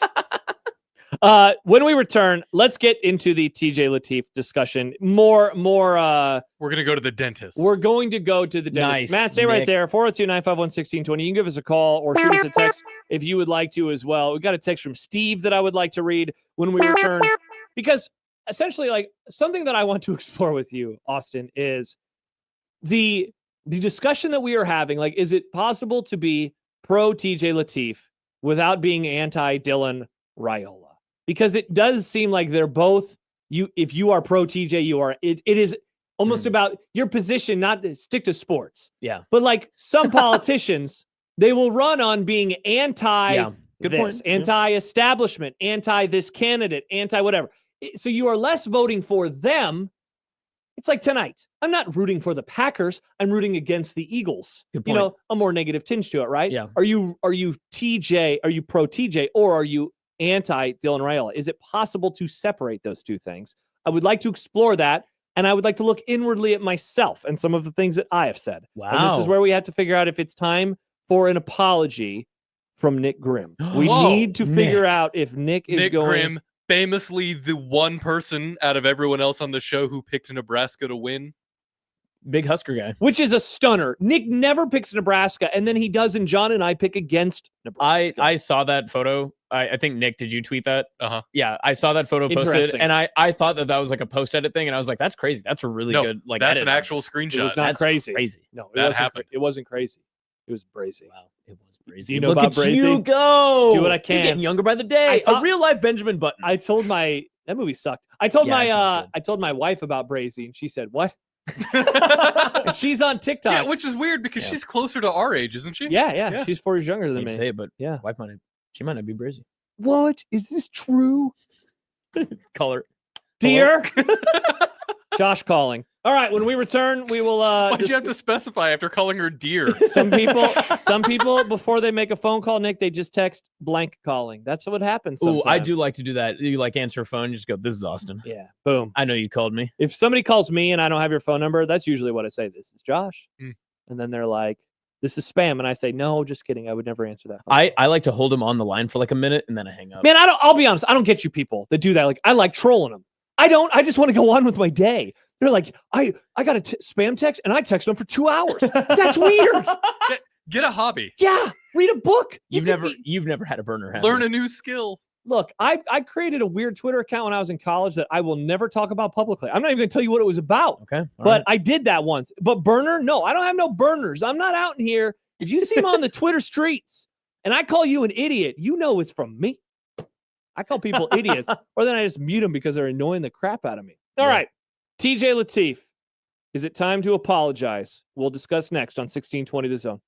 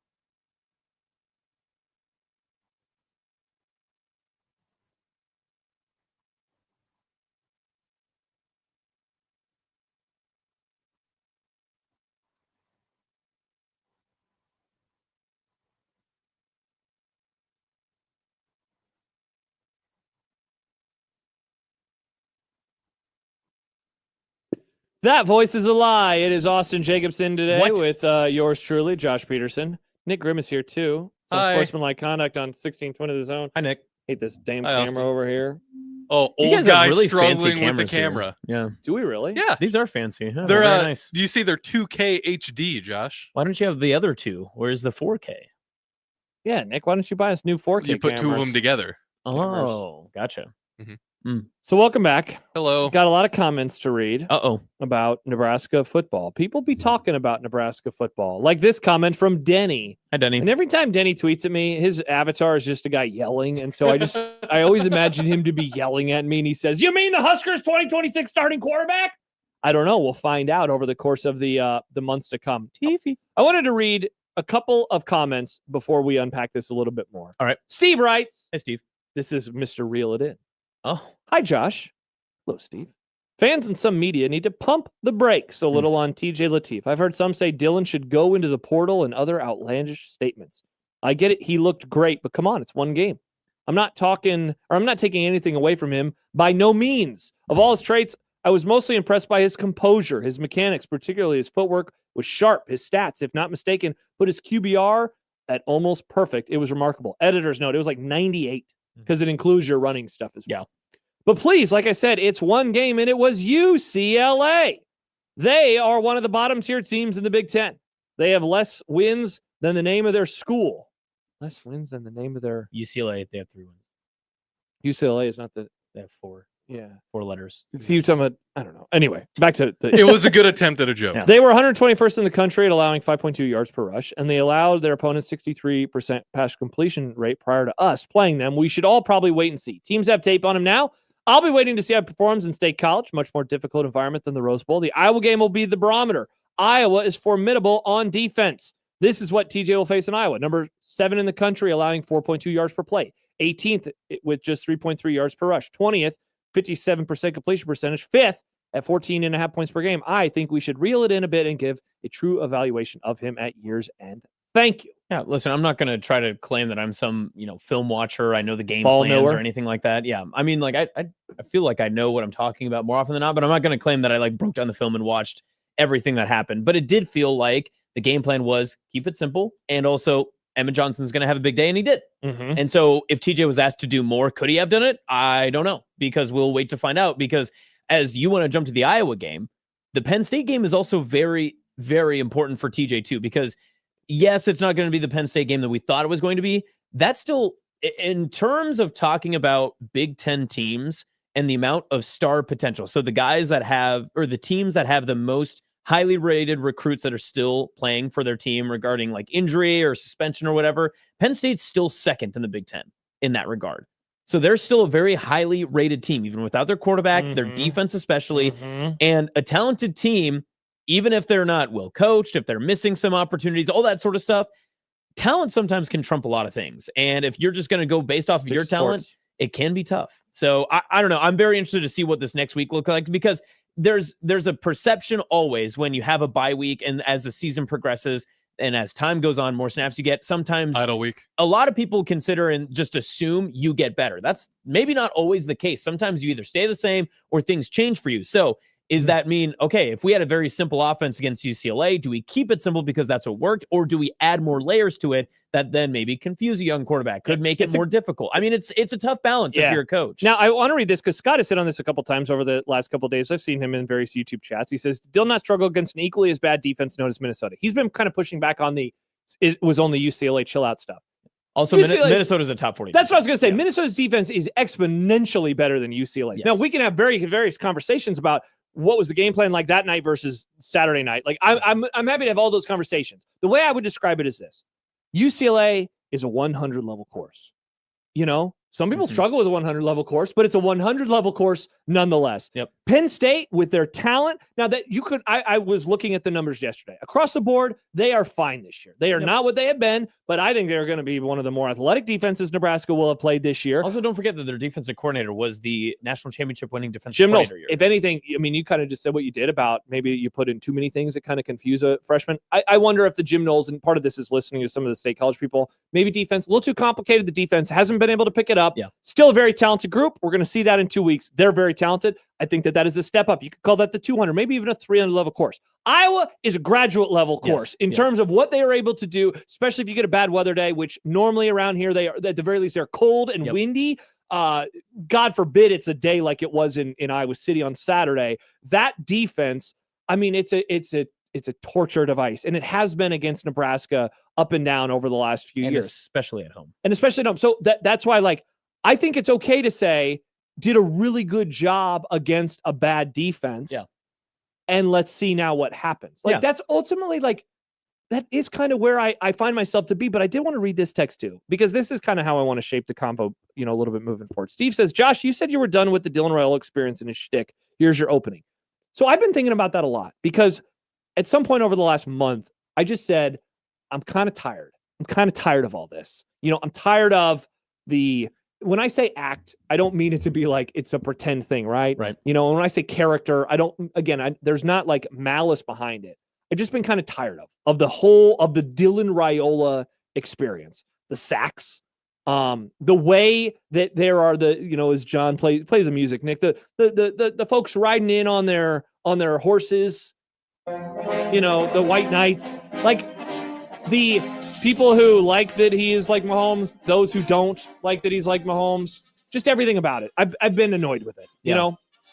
And so a game like Saturday happens, and I'm like, wow, first of all, I am reminded as a child of the 90s and early 2000s around here, I do like a running quarterback. I do F with that. It's like, this is pretty fun. Am I cool? That's a great phrase. Am I cool yet, Austin? We need to bring that phrase back. It's a great phrase. I still break it out sometimes. Yeah. But that I watch that and I say, man, that, there is something exciting and intriguing about that. Well, there's also in that same sense too. I know you're more of a, you're more half and half college football NFL guy, but there is something more so college football-esque about it that you're like, my quarterback can run and throw. I don't care how it looks, like the old Tater Martinez days, where you're just like, I don't care how he throws that ball and it gets down there. I don't care how it looks. Mm-hmm. Okay, cool. Yeah. Right. And there's a part of that. And I get exactly what you're saying too, because there was always a conversation with Dylan that was, where is the blame supposed to be placed, right? Whether it was the offensive line, whether it was play calling, whether it was Dylan himself. And I think that was, maybe that's even like an internal conversation too, that Nebraska knew the answer to that, right? Like internally inside their walls, they knew what the answer was of who it was or who the issue was when it came to Dylan. But now they have a different part of it. And I know that's what you're trying to get to, where it's like, okay, well, did we solve that issue, or is the issue still there and we just happen to look good against X opponent, which was UCLA? And that's, I think, the thing that I am most excited for is that I think over the next 2 games in the regular season, we are going to get all of the answers. Like if this is a real thing, we are going to find out. If Saturday was a mirage because of the opponent in like the best road venue possible to make a first start, like, first of all, their next game is going to be in a much tougher environment. Yes. Now, will it be this year? I don't know. Penn State is still going to be always tougher than UCLA. The other thing is, weather Saturday, awesome. Weather in State College in 12 days probably won't be as awesome. And so, like, that's a good thing. In my opinion, like, I like it when it's like kind of all cards on the table. Let's see what you can do. Like, there are none of the other excuses, I guess, if you will. Like, right now, it's a full complement of players that at least Dylan had. Full complement of running back, full complement of receivers. In theory, it's going to be another opportunity. And then it goes up one other rung. At least you get it at home. But against Iowa, like, that's the team that has owned Nebraska, and their defense has made it a living hell for this offense, especially over the last decade. Yeah, I like that it's those. I'm much happier that it's that than if it was UCLA. Like, that wouldn't be enjoyable. I mean, yeah, they might win every game, and we might say like, wow, the offense looks fun. We're gonna actually learn something, I think, over the next month. And so I feel like I'm riding the fence right now. Mm-hmm. But I also admit it's more fun to say it's that guy. Let's go forward with that. It's more fun. Yeah. Because, I mean, you're right or you're wrong, but it's much more fun to say, I want to just do it with him for sure moving forward. But I think it's also okay too. And I think people should allow themselves to not feel like you have to pick a side, right? Like, you're not picking mom or dad in the divorce. Like, you're just picking one side or the other. Like, all you're trying to do. Split. There you go. Okay, fair. I did joint custody. Well, I mean, your dad did invent the internet, so.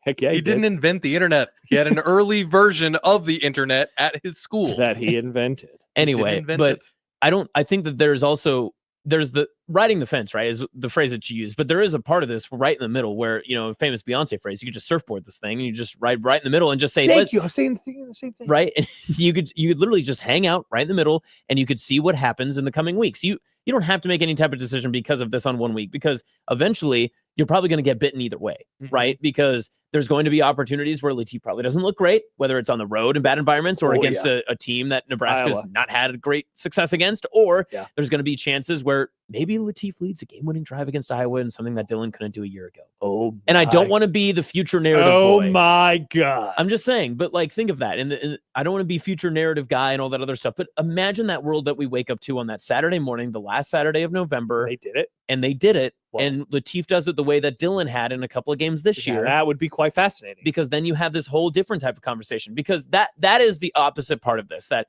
didn't think of the road environment. Great point. The opponent has been brought up many times. Latif played well in that scenario. Yeah. But there was no point. There were times in that game on Saturday where Latif was asked to make a play that maybe didn't necessarily win the game, but it was a winning play to win the game. Yeah. Dylan, those passes late, especially. And I think you can admit this too, even though that there has been the annoyance and the frustration and such. Correct. There have been times this season, Dylan made game-winning plays. Not plays that would get you to win the game, but game-winning plays. Notably on the road at Maryland. He made, I think he was making... He put him in a bad position, but then he got him out of it. Yes, and he made those game-winning plays. I would even argue against Michigan. You put yourself... I made this stance before.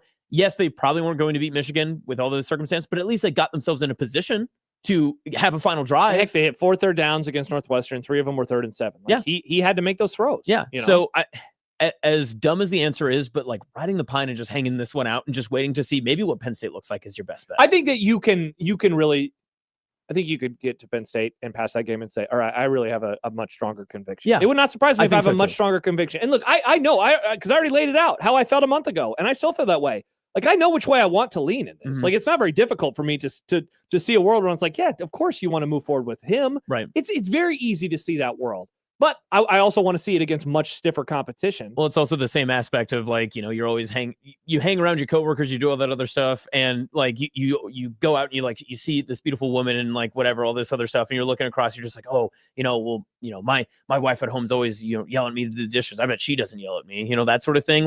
It's the thought that Latif has done no wrong so far. He has not hurt you yet. The only things we've ever seen of TJ Latif are him scoring touchdowns. Well, and as the 402 texter said, happy for him, but there's no film on him. Remember how Raiola looked before the Illinois game? He was untouchable, one game at a time, and let's keep it pushing. That's a great comparison too, because I remember in the middle of that game last year thinking, oh, they got their dude. Yep. And then by the end of it, it was like, well, that sucks. And then a month later, it was like, this guy kind of stinks. Things can change so fast in college football. Think about it, Austin. A week ago today, we were saying, yeah, he had to come back onto the field, or he had to come onto the field in a pretty crappy situation, but he didn't look very good against USC. That was a week ago that we were saying those types of things. And also, not to be future narrative boy, but there is a scenario too. You're going to start talking about that beautiful woman again. No. I felt very bad about making that.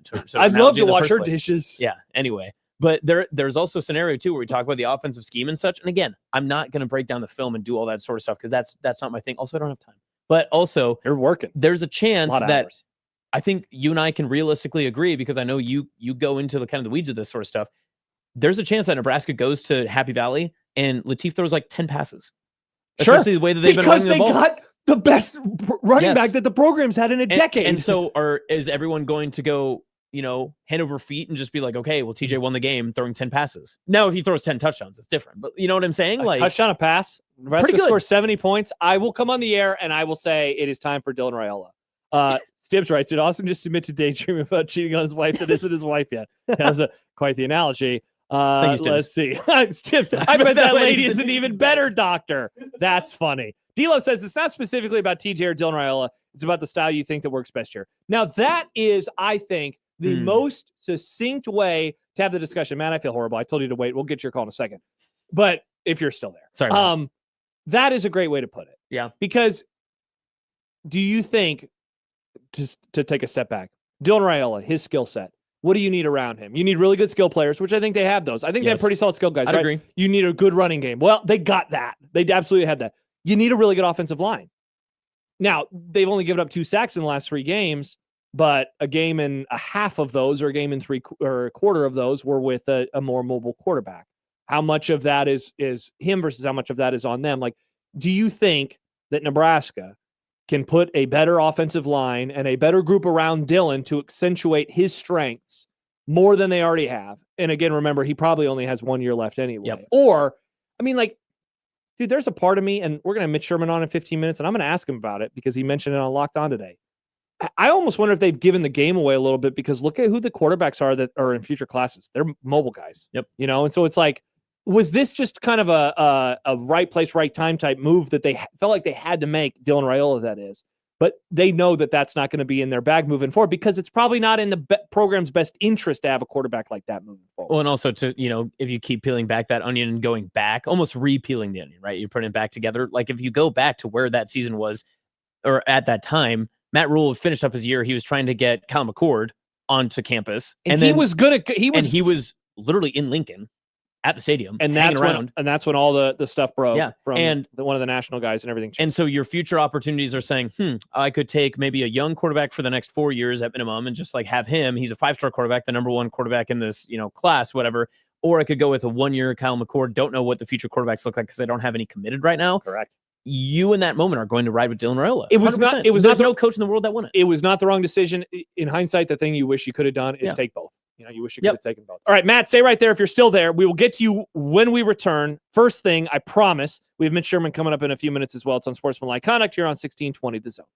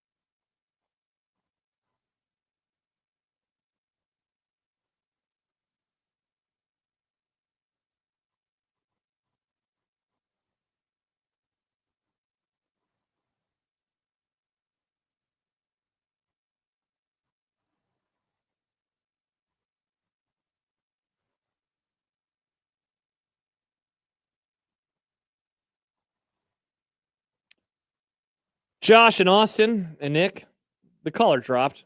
He did. I feel bad. Call back in, 402-951-1620. Jimmy asks, would you take Archie or Dylan? Now, Like old man Archie. So yeah, we were trying to figure out who he meant during the break. Was he talking about Archie Wilson or Dylan? My leather helmet. Who would you rather have, Archie Wilson or Dylan Raiola? As of right now, Dylan's not contributing anything to the field. I want Archie Wilson. Wow. Okay. Yeah. Interesting. He is a good punter. And so then we're like, maybe he means Arch Manning. Yeah. But he said Archie. But he said Archie. So then he means his grandpa. So would you rather have Archie Manning or Dylan Raiola? Who's a better quarterback mentor for TJ Lateef? Archie Manning? Hey, Archie Raiola? Manning was mobile back in the day, and I bet him and Dylan have a pretty similar amount of mobility right now. So I don't know. Good one. Yeah. I didn't say that joke off the air. Right? I should have saved it. And then it would have gotten it was much funnier it then. got a much bigger laugh. It was would have much done funnier. numbies. I didn't want to be fake for the people of the AM radio.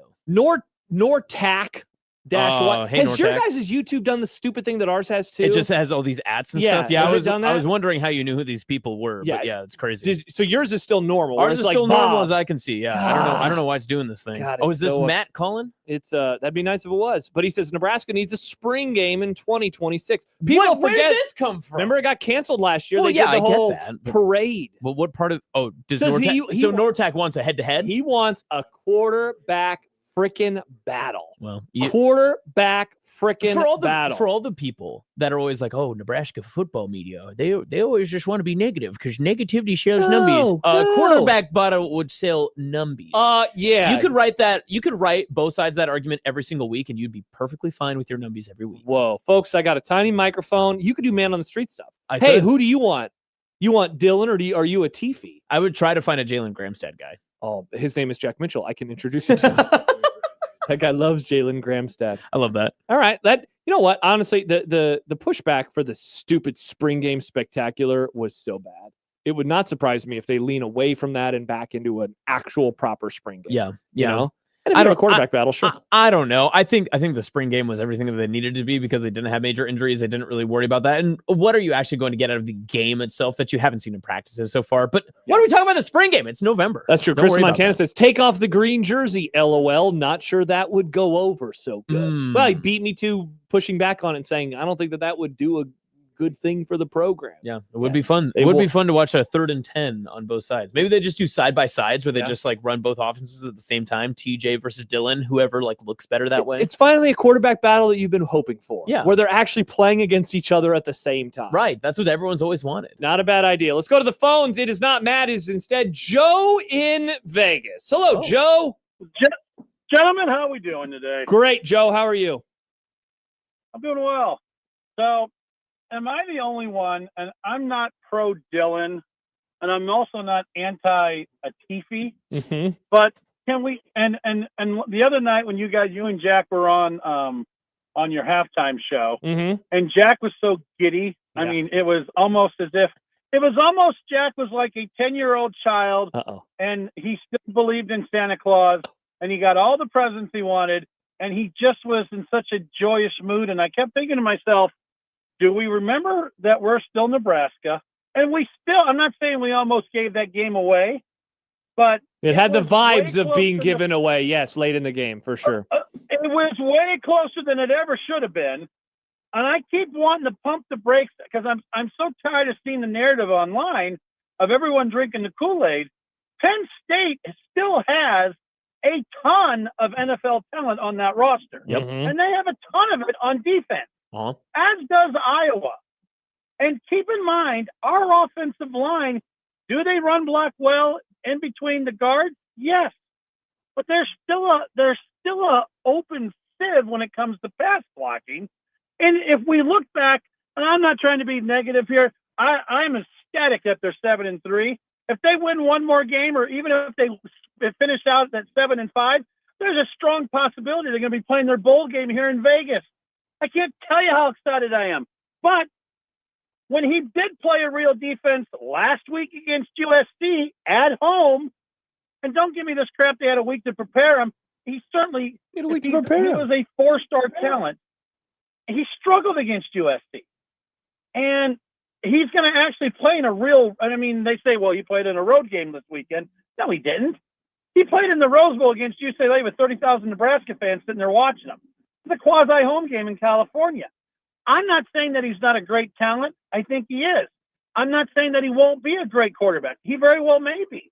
But the fact that we're sitting here anointing him, there's a portion of the fan base that is literally wanting to get rid of Dylan because this guy played against 2 high school teams in the first part of the season, played against a real defense or a quasi-real defense at home and got exposed, and then played against a defense that was averaging giving up close to 6 yards a play. I'm just saying, let's just tap on the brakes a little bit, enjoy the win, and realize that the real reason we won that game is because of 21. All right, thank you. If 21's not on the roster, we lose that game. Yeah, Rex Guthrie is Thanks really for the- important. Thanks for the call, Joe. Appreciate you. Now, so 2 things in there. One, I think, and I said this earlier, the week to prepare, I think that's real. I will disagree. I will respectfully disagree with him. I will also disagree with what he said late in the call, and that is now people want TJ Lateef because of, a few games, 2 games in the non-con and then this. Again, this is where I go back to what I said in the last segment. How much of the pro TJ is rooted in anti-Dylan? Yeah, well, I think a lot of people that probably shared the same disagreements with you, where they were just not argumentative, but they were just disappointed in what they had seen. And notably, it was probably just the sacks, because at some point the sacks were bad. The sacks conversations went 2-way. It was how can Donovan Raiola keep his nephew safe and upright? Yeah. But then the opposite side and it grew, especially after that Michigan State game, and started to grow and just be like, maybe it's Dylan that's not getting the ball out as quickly. And I know Maryland had a little bit of that issue too. I said it earlier. I'm going to just say it one more time, just reiterate it. The people that know what the issue was are inside of the program. IYK. Yeah. And if they know, they know. And if they can correct it because it's a mobile quarterback, or maybe it's because it was Dylan's fault, whatever the case is, that's fine. But we're also going to definitely find out, I think, as a fan base and as a national media watching, against Penn State, because if those problems were going to be exposed, whether it was Dylan or Lateef, Penn State and Iowa are going to be able to do it. Charles writes, Grammy, stand up. It's Jalen. The Graham Standers. We like Jalen Graham. I love me some Jalen Gramstead. All right, before we go to break and welcome in Mitch Sherman, it's the voice who you've heard on every show on the Zone the last 2 days, reminding you that he was right about this all along. It is Andrew. Andrew, have you called into our show to tell everybody that you were correct on wanting TJ Lateef? Damn straight. Yep, I knew it. I'm telling you, boys. Dylan's going to come back even more like a statue than he is already with a bad leg. You cannot put a non-mobile quarterback on the field with that offensive line. And nobody was willing. Everyone's like, oh, you can't put TJ in for a series at all. You prep this kid for a week. He shows you what you can do. Why was everybody in Nebraska so afraid to put TJ Lateef in for a series or 2 and sit Raiola's ass down? Because you just don't do that for quarterback. Like, Andrew, I've told you this, and I've told everybody this, and you just don't like the answer. That's not what you do with quarterbacks. I'm sorry. Are all like drinking the rail. No, we're not, Andrew. That is the football Kool-Aid. That's what they do for every quarterback. Andrew, do you watch ball, bro? I don't know if you do. That's not what other teams do. They don't just sit Mahomes down for a series because he's thrown a few picks in a game. Hey, where's Chase Daniel? Hey, warm up, buddy. Get on in there. Come on, man. Hey. Dylan Raiola is no Mahomes. I agree, dude. I'm not. Get that out of it. Obviously, I'm just saying you don't do this. Time that's said you in don't do this America. for mid quarterbacks, man. Like, it's just not what you do. It's a different position. It's not left tackle. It's you guys, and I'm telling you, everybody in this town, everybody. I know you're calling everybody in this town. Can't understand that maybe the backup quarterback is a better fit for this offense. Nobody can handle that. Okay, thank you for the call, Andrew. Here's the one notion that I want to dispel right now. The neck veins coming is out. that all of us in the media, for some reason, like Dylan Raiola and only want him, and we're afraid of saying anything. I said he's mid as hell, and then everybody gets mad at me for saying he's mid as hell. Austin, he's getting more red than John I'm does. I just like everyone always does that. The media is afraid of X, Y, and Z. No, we're not. The media. He's fine. He is a fine quarterback. I'm not afraid to say that he is a fine quarterback. I just think it's idiotic to say, why don't you bench him for a series? Why don't you put him on the sidelines to watch 3 plays? Because it's dumb. That's why I wouldn't do. You saw TJ Lateef come in last week. You know, and I guess in a world where he is coming in for a series of game, he is more prepared and would be ready. But you saw what happened. He wasn't ready for the situation. And also at the end of September, Andrew, I'm sure that you've been a TEEFie your entire life, but there was no possible way that you watched week 1 on that Thursday and you said, wow, I really hope TJ Lateef gets into this game. There's just no way. Like the only reason you joined the TEEFie crew is because you saw him against Akron, you saw him against Houston Christian. Yeah. Sure, you can agree with whatever you want, but I firmly stand on this too, that I believe that Nebraska would have had a better chance 10 toes down to win the USC game had Dylan not been hurt. Yeah. I'm still on that train. I think the defense played well in that contest. I still think Dylan would have played well enough to be able to keep them in that game and at least give them a chance to win it. TJ Lateef having to change then later on in the game, there really was just not a lot of chance for him to do that. And all that other stuff about, they didn't have time to prep, whatever. I get it. But there was also at the end of September, and we had our gripes through October. He had a lot of interceptions. Right, boys. Didn't really have, the greatest October in quarterbacking history. He still got fourth quarter wins, last minute drives, and also set up Nebraska for success to win in some games outside of Minnesota. The main frustration, of course, is Minnesota, the sacks against Michigan. I get that. And the interceptions against Maryland, too. At the end of September, on September 27th, on Nebraska's first bye week, I do not know many people that would have told you that, again, remember where you were September 27th. I think a lot of people would have said, Dylan Morello is the best offensive player for Nebraska football. I think that they would have agreed on that. Now, I get it. Narratives change, the season progresses and stuff, but you can't just completely change your entire mentality and just say, well, we should have always been playing Lateef. We should have always been like switching it up because Lateef was that good of a player. Because you're afraid of saying it. Yeah. Well, the Royals got us in their pocket. I'm not a TEEFie. Keena says, isn't it funny how the media is drinking so much Kool-Aid while simultaneously profiting off of despair? Dang it. Yeah, we're doing both of those things at the same time. Hey, before we get to Mitch, whenever people say the media and they mean Nebraska media, who do you picture? Like one because to me it's like they're always thinking of like one person when people say the media. So who do you think like the media? I think of Dirk. a faceless. You think it's Dirk? I thought it was Sam. I think it's Sam. I think of a faceless Dirk. guy in a suit. Oh, and you're going neutral and a press hat. Yeah. Well, one of those guys wearing press hats is named Mitch Sherman. Extra. And when we return, we will talk to him about. Newsy? Maybe he was. We will talk about all these things and more on the other side on 1620 The Zone.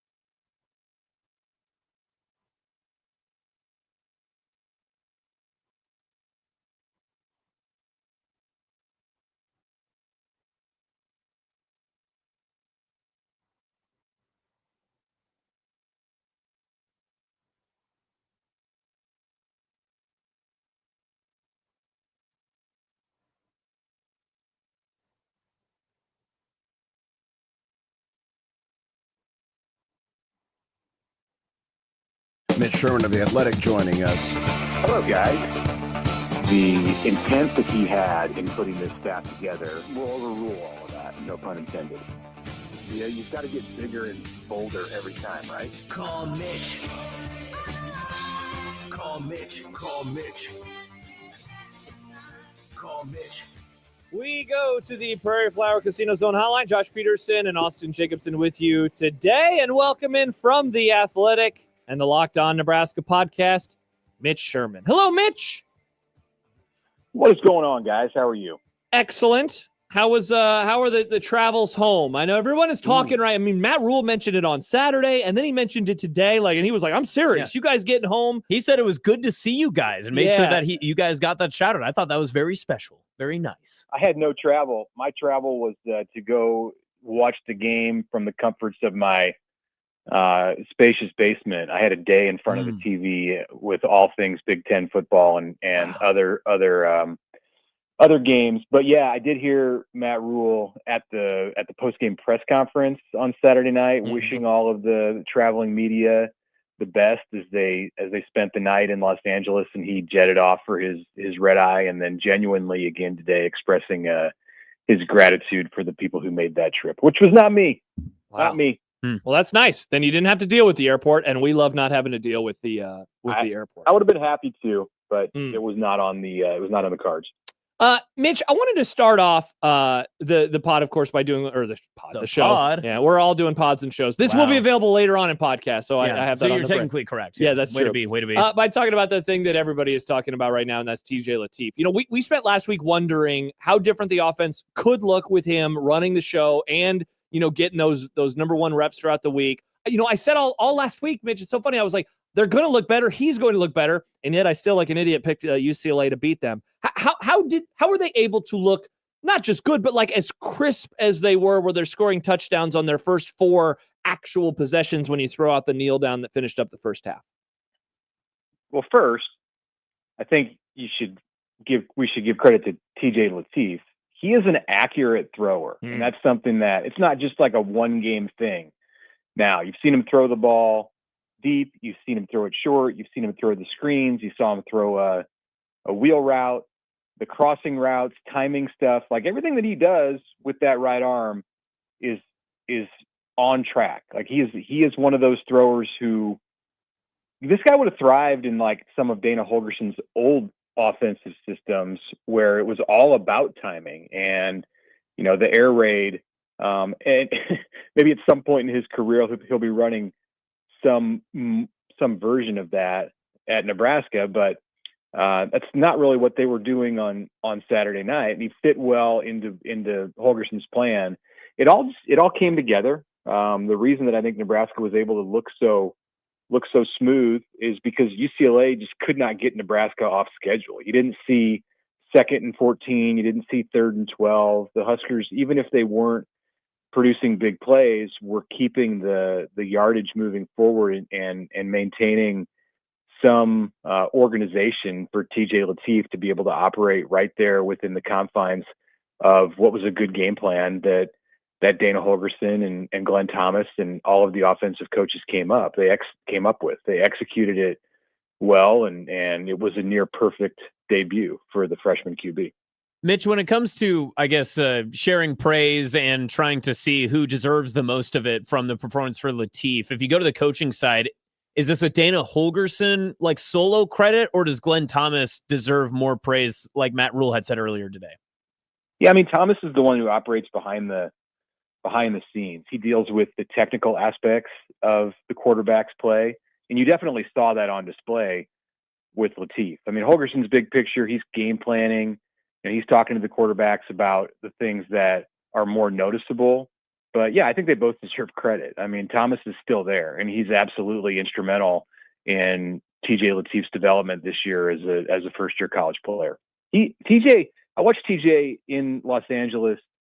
I was in Orange County a year ago this week when I was out there for the Nebraska USC game. I went on Friday night before that game to his high school playoff game, and he looked better against UCLA than he did against high school competition a year ago. So that's got a lot to do with Glenn Thomas and the work that they've done together. Mitch Sherman of The Athletic joining us. Mitch, you said something, and now I'm remembering why I accidentally said pod earlier because my next question had pod written down, but you said something on the Locked On Pod with Happer today that kind of got my gears going, and you were talking about the next few years and the players that they have in the fold.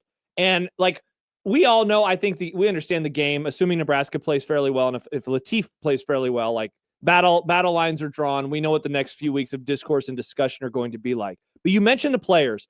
Those next few quarterbacks that they have are more mobile guys. And I wonder if in a way that is giving away the game in the future of what the offense is hoping to be. And thus, I guess my question here is, do those that really like the idea of it being a Latif show moving forward, do they have a leg to stand on? Because perhaps that's the style of offense that Nebraska wants to run moving forward, even if Dylan Raiola has been in the fold now for a couple of years.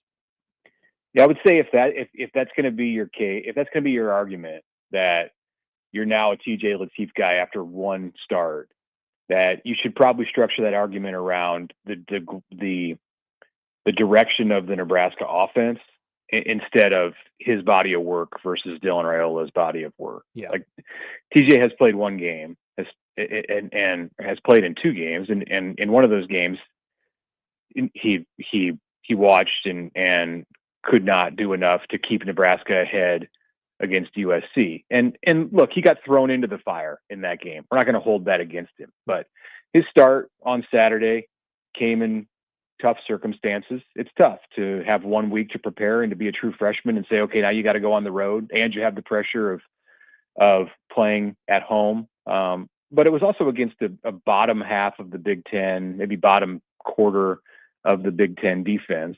So I don't think we should jump to grand conclusions and say, like, this is the system that's going to, he's the quarterback to take Nebraska to the next level. Like Dylan has done it against Ohio State. Dylan has performed against Michigan. Dylan has done good things on offense against all different kinds of competition and has proven himself in a way that TJ Latif just hasn't had the opportunity to do yet. So comparing their bodies of work, even if Latif's showing on Saturday night was one of the most efficient, maybe the most efficient that we've seen in Matt Rule's time at Nebraska, it's still apples and oranges. But there's definitely something to be said for the direction that this offense is going. And I do think that in the future, whether that's 2026 or 2027 or 2028, they're going to feature a more mobile quarterback than what Dylan Raiola is.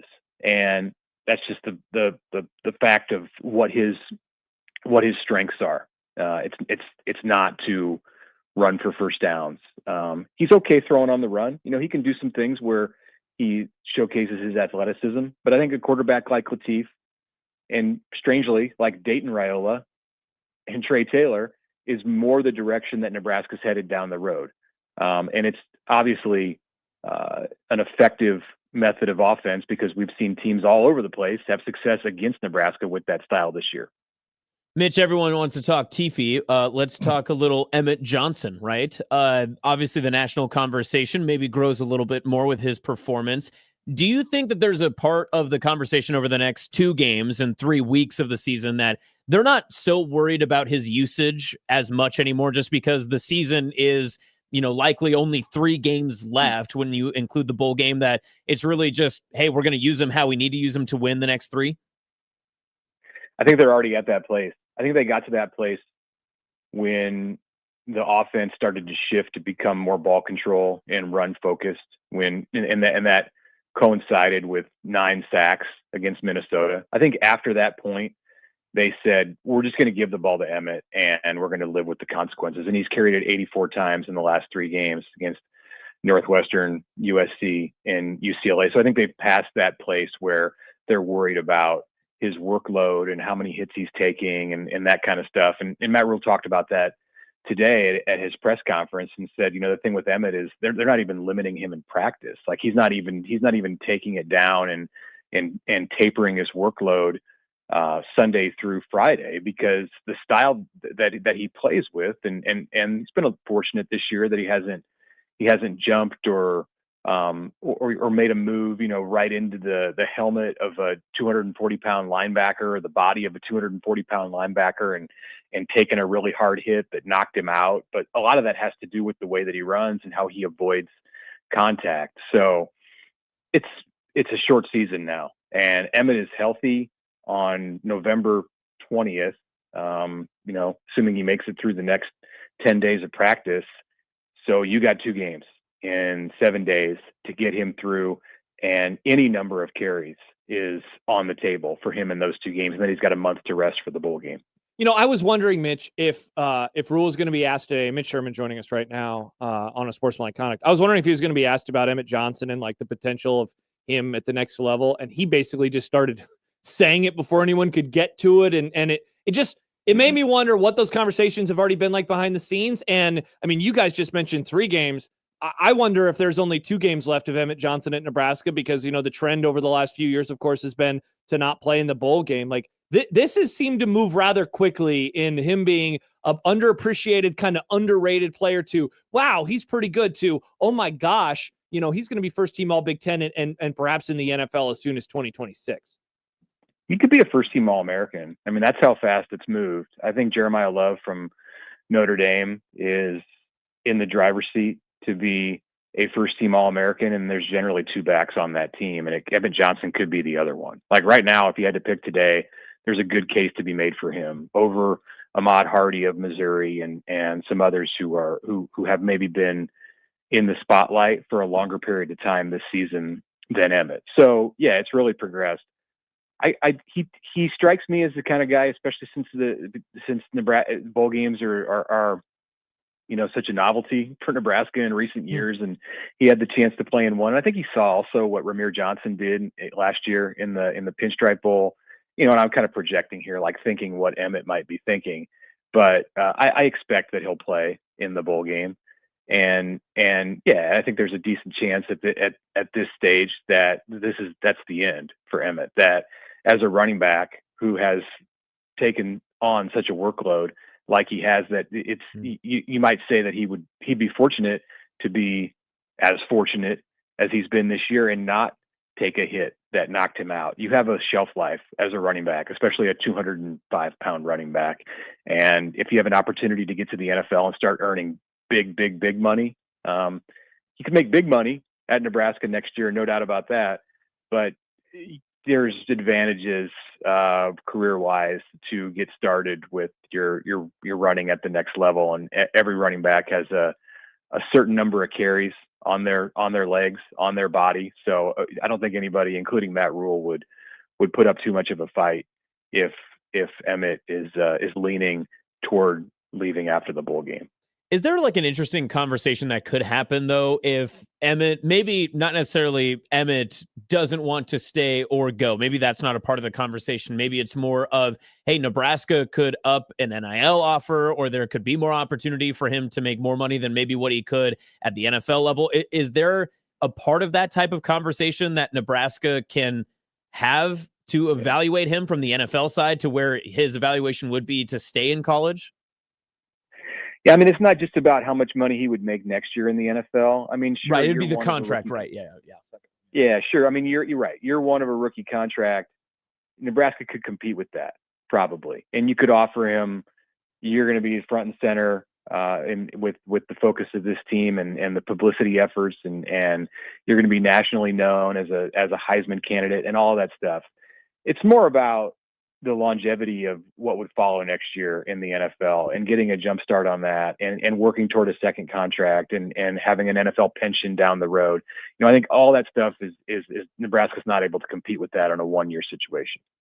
Mitch Sherman joining us. Mitch, before we let you go, we kind of have a policy around here to try to not talk about some of the dumb off-field stuff that's happening in college sports during football season. That's more of an April topic, but really interesting reporting from Ross Dellinger over the weekend about the VC stuff that the Big Ten has been exploring, and that they apparently might be moving forward without Michigan and USC, if that is to be the case, to the point where the grant of rights for them would expire earlier than it would for other schools. Now, all this is potential and nothing is official as of yet. I think some people have viewed it as like, wow, that's stupid for Michigan and USC. What are they thinking? I don't know about you, Mitch. I'm almost viewing it as, is this another one of the breadcrumbs along the way to some form of a super league? Because if Michigan is available, like, you don't think that Sankey and the SEC wouldn't say, hey, we are very much interested in you. Like, I continue to think that this is a horrible idea for the Big Ten Conference. I don't know enough about it to have a strong opinion. I mean, on the surface, yeah, it's a bad idea for the Big Ten to alienate Michigan, which is, and the same goes for USC. Yeah. Even though USC is only a 2-year member of the league, like what the Big Ten is striving to do long term is heavily dependent on both of those athletic departments. But I would believe in this, that like someone's working for leverage. Like there's a bigger motive than, by leaking this, or I don't even know if that's what happened in the reporting, but there's a bigger motive at work for the Big Ten in this than to somehow alienate Michigan. And if the Big Ten is looking at millions or billions in VC money, then you can bet that the SEC is going to be right behind. So I don't think it's as simple as to say, well, if this doesn't work for Michigan and the Big Ten, then they can just jump to the SEC and enjoy, the purity of college sports or whatever it is that they're trying to find by not going along with this. I mean, I understand, like Michigan and USC having reservations. I can understand any school having reservations about it, essentially not wanting to sell out what could be viewed as selling out their athletic department to private investors. But, those are conversations that are happening way above, like, perhaps anyone's level of understanding outside of those two schools. So yeah, I'll leave it to like the investment experts and others in and outside of college sports to know what may or may not be going on there. On the surface, yeah, it looks dumb for the Big Ten to be at odds with either one of those schools, but I don't really know if that's what's happening. Mitch, before we let you go, do you have a rooting interest for the Battle of Gretna on Friday? I definitely do.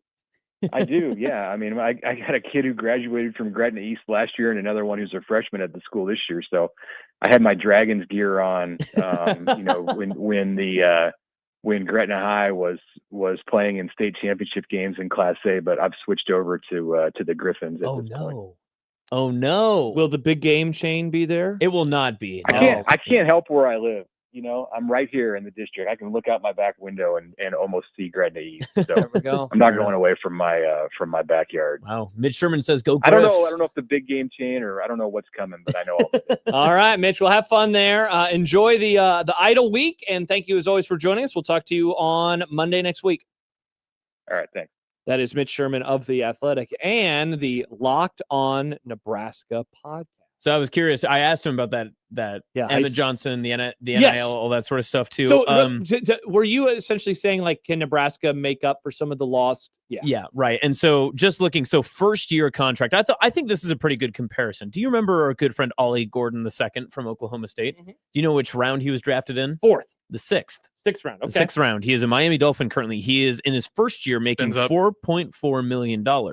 After this year, 1.1, and in year 3 and 4, $272,000. So you would have to convince a top 6 round running back, which I would argue that's probably Emmett Johnson's value. I mean, now he's probably not one. No, well, how about this? So they were looking at Mel Kiper's stuff on Friday, and he had Emmett as the 8th best running back. And so that John and Jack Mitchell went back and looked, okay, who was the 8th running back picked last year? It was Cam Scadaboo. Yeah. And he was in the 4th round. Right. And so his contract guaranteed $1 million this year, and his salary was like $800,000. So he made $2 million. Yeah. Could you get him 2? My guess would be no. Yeah. And as you've pointed out in your question, it's always about the second contract. Right. It's always about you want to be in the NFL as fast as possible so you can get to the second deal as fast as possible. And that's the other part of it too. So Cam's first year, he's going to make $5.2 million, and then years 2, 3, and 4, he's at just a little over 1. So wait, what are you looking at? This is the NFL contract, running back contracts Okay. per Yeah, 'cause year. So Cam, his signing bonus was $1 million, and his salary this year is only $800,000. Well, so it's the total value of the contract. Yes. And so then the first year, second year, all that other Yeah, stuff. yeah, But basically what I'm trying to say, sorry, I was saying that wrong. I was saying the first year. It's No, the you're total good, you're value. good. But Yeah. the basically what it is that you have to, if you're going to keep Emmett Johnson for another year, you have to convince him that this total amount that we're paying you for one season is worth more than what 3 or 4 years of a contract that you would be guaranteed for, even if you were cut at a certain point, would be in the NFL. Yeah, and that's tough. That's a high number. That's much higher than Nebraska's probably willing to spend. Correct. And again, I think if you're him, you just, it's almost like how much more can you do? And like I know the answer is a lot more. He could come back and be a true blue Heisman contender. He could try to rush for 2,000 yards. Like, yeah, I can't argue with any of those types of things. But then the NFL evaluation completely changes for him too. And what if he gets hurt? Exactly. Like that's the other thing is you want to move forward. Now I did see the argument too, and I'm excited to ask Michael about this as well. But it's he doesn't take big hits. Like he doesn't look like a guy that takes wear and tear. Every week, it's almost like somebody shows up to the press conference and has not asked or heard him answer the question because they're always like, "Hey, Matt, like why is he so good?" He's like, he just doesn't take big hits. Every week he says it, and he doesn't. He's always able to avoid it. Michael Severe, you just mentioned it. He'll join us, Michael Severe, Monday in about a half hour. He just texted me about the Emmett Johnson stuff, and so we can talk about that with him later on. What did he think of TJ Lateef? We can get into those questions and more when we return. All right, I almost went on a rant a little bit earlier about almost. I think you did. You full on got John Bishop's soapbox. You turned into John. You didn't let me finish what I was going to say. Uh-oh. I almost went on a rant about Iowa earlier. Oh no! But I held back because I wanted to do it in its own special little segment. We haven't talked about college football and the weird and wackiness that happened in the sport this weekend, including Iowa losing in hilarious fashion. Hilarious fashion. It wasn't that funny. It was hysterical. Also, Indiana with the play of the season. They keep their undefeated year alive. They only have 2 games left. Call of the year from Gus. That's my impression of it. Again, we're not able to play Mario? it. Yeah. See, all right, we need to. Odson, if you're listening, we have the audio is in the system somewhere because they played it on their show a lot, and then they actually played the Mario, and so we can do all great of minds. Yes. I will look for that. At all the right, break. we have it in here somewhere. Maybe it's just titled Gus. I have no idea, but we can play that so Nick can hear it. Nick, it is a lot. I mean, if you thought Chicago was good, then you will love this one. Do you remember the one from the Michigan Ohio State game last year when he's like, Captain Jack? You remember that one? This is akin to that. Oh man. But worse. We do not have like Gus Johnson a lot. Whoa. I know. That's a hot take. That actually is unironically. I do. We do not have Devin Gardner trying to say Iamaliava at all in the system, but if we did, it was Miava. It was I am a lever. Yeah, it was rough. Friend of the Grum, Devin Gardner. Oh no. All right. All of that and more as we roll on Michael Severe Mondays. Austin Jacobson in today for Josh Peterson on Sportsmanlike Conduct on 1620 The Zone.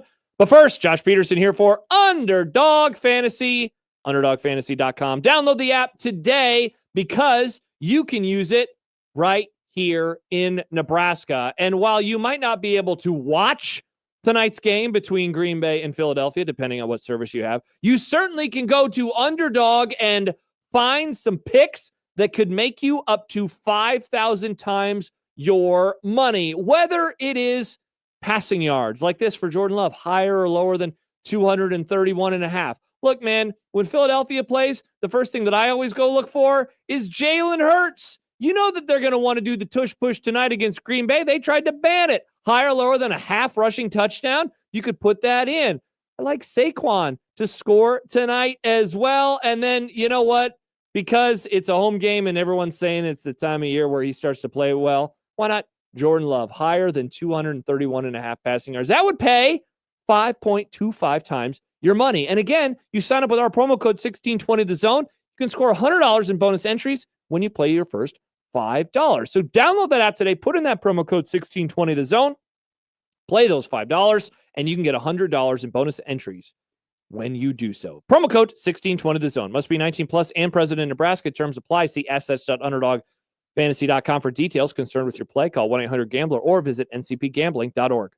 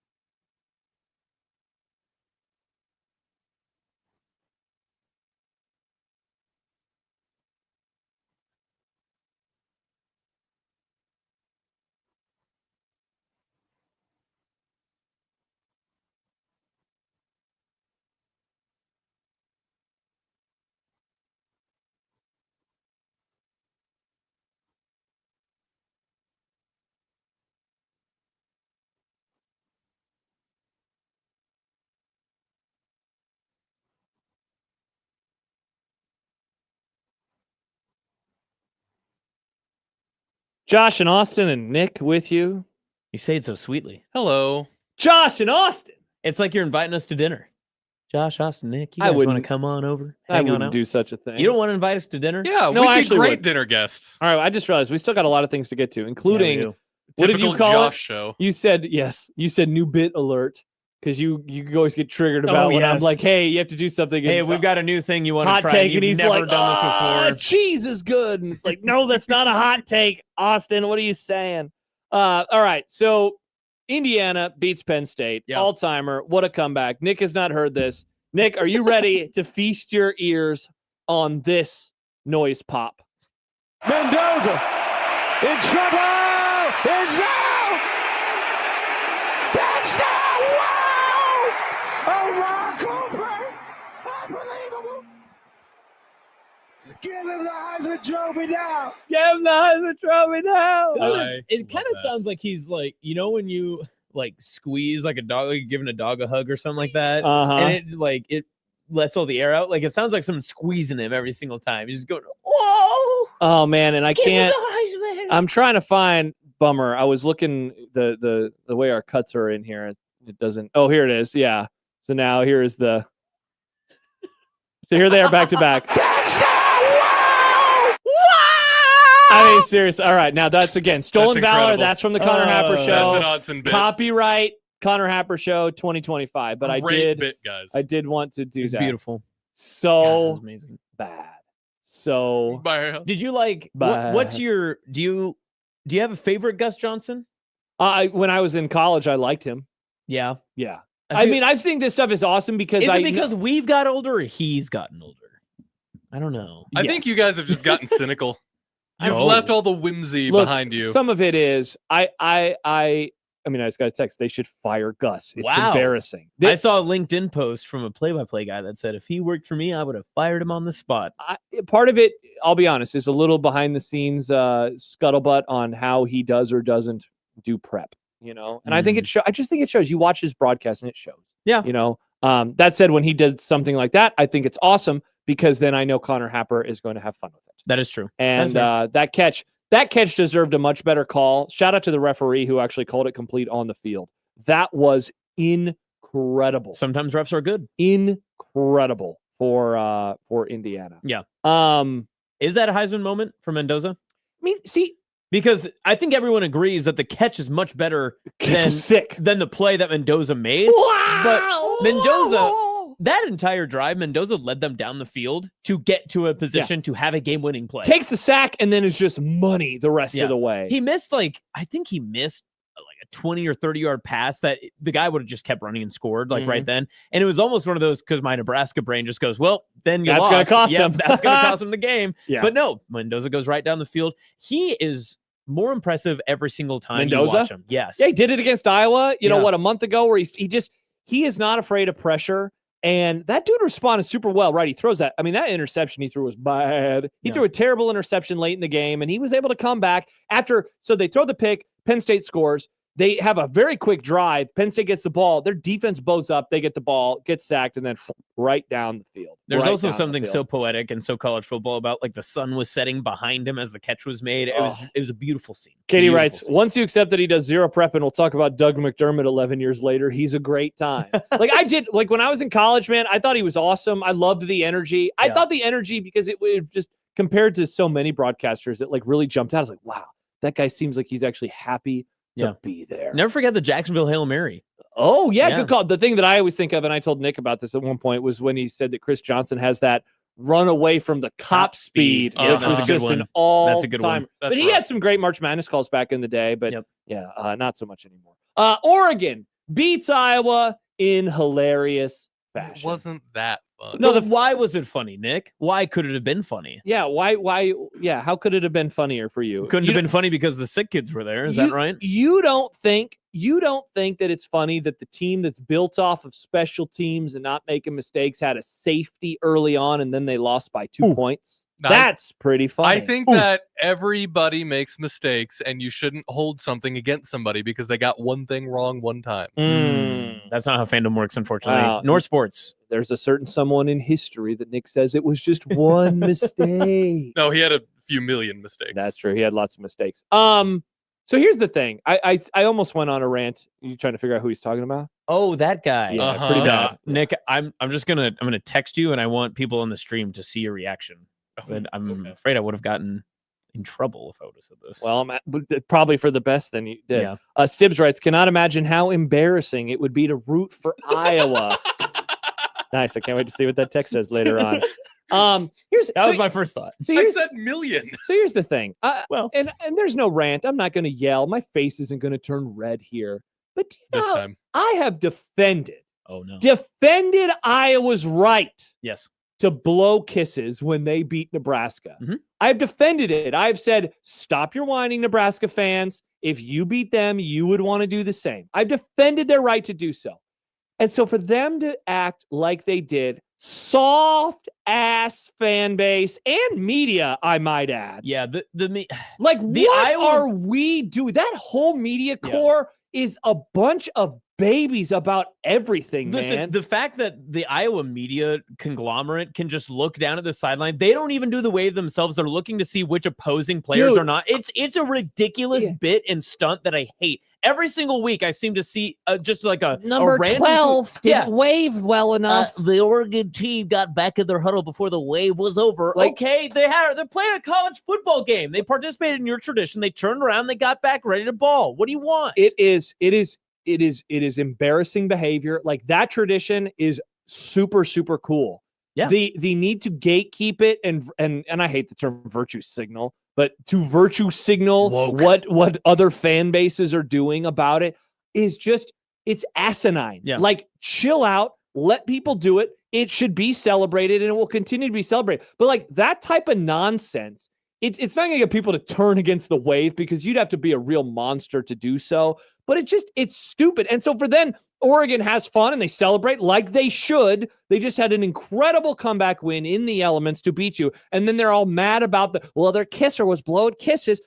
Kicker, did I say kisser was blowing kisses? Kisser was that's blowing what the kisser Either way, does. I mean, That's he what probably that position he's is. probably kissed before. At least he didn't blow the kick. Yeah, that's true. They would have lost. I and wish then- he did. but Then it's he would have like, been the kisser. Then you that can't would have do been funny. You grow up. Yeah. Grow. This is a sport of adult men playing, and they sometimes celebrate. And I said the same thing, by the way, in 2019 when what's his name kicked the game-winning field goal against Nebraska in Memorial Stadium, and he sat at the 50-yard line doing it. I said, he has earned the right. He just banged a field goal right in your face to win. And that's what you get to do. There's also a perspective on it that's opposite from that kick that Iowa won over Nebraska. That's what Dan Lanning's teams do with Oregon. They will sprint to the opposite end zones. They did it against Oregon. They did it against Penn State when they're on the road to Happy Valley. That triggered them. They point and scream, and they'll tell you how bad you played, and they'll tell you that your fan base sucks, and they're going to tell you how they just beat you and all that stuff. That's what they do because they're emblematic of their coach, right? Yeah. Like, Indiana didn't do that. They probably just went inside and just like yelled at each other. I don't know.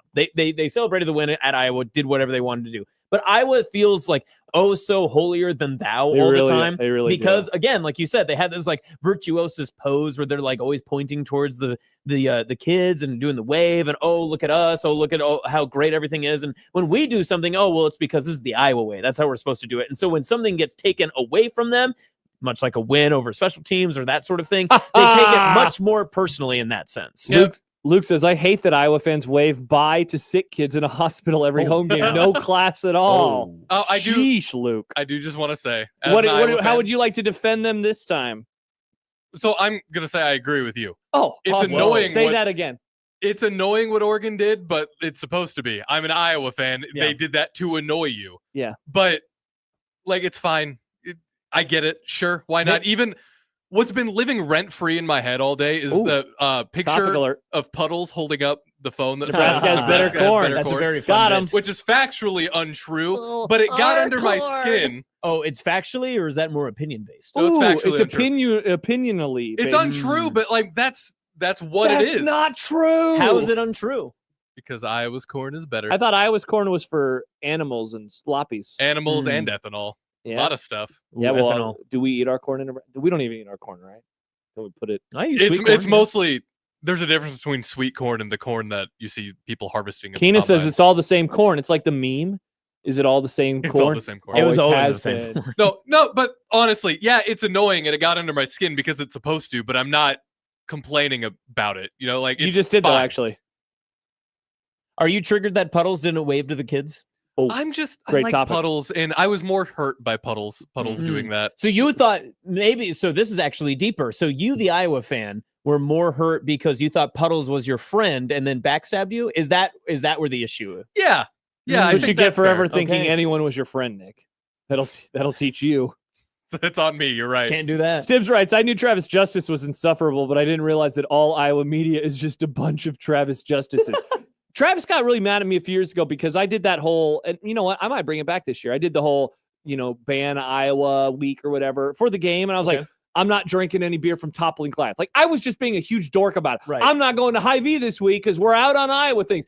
He got so mad. He went on his radio show. Look what they're doing in Omaha. And his co-host was like, bro, are you serious? Like, his co-host could not care less. Well, yeah. So I think we need to bring back Ban Iowa week, which means Nick won't be our producer that week. We're kicking him off the show. All right. I won't even allow my brother to text me that week because he was born in Iowa too. Sorry, Caleb, not talking to you. Get on outta Thanksgiving here. week. Thank God he's not coming home for the holidays this year. Now are you going to ban Jack too because he has family in Iowa? No, that's family. I have family. I don't think I have family You have in to Iowa. ban yourself then. No, huh? that's family. I'm not. I'll ban my family. I'm not banning myself. He did just say he was banning his Yeah, family. I'm not talking to my brother that week. Caleb, if you're listening right now, don't you dare text me. You're banned that week. Banned. It's Hate Iowa week. Yep. Sorry, Nick. We're blocking all eyes that week. No eyes. Where's Joey from? Where's Peter from? We got to ask them, are they from Iowa? Joey's from Omaha, I believe. All right, Joey, you're our guy that On the week. right side of the river. Yeah. Keno won't read your comments on the YouTube, but they made me laugh. Jed says this is a team and fan base that won a rivalry game and only wanted to talk about handshakes. Bunch of bitches. Yeah, Wow. I've said it before. I go into these games much different place than most of the fan base does, right? Like I am in it for the content. I hope that things happen that is good for the content. I want them to do well also. Man, when they lose to Iowa, it just gets under my skin because Iowa fans on the internet are annoying as hell. They are so annoying. I have a separate side of Nebraska this fans that- on the internet are also Matt annoying. Rule, All right, relax. beat them this year. Please. Yeah. Send you a text of motivation if I have to.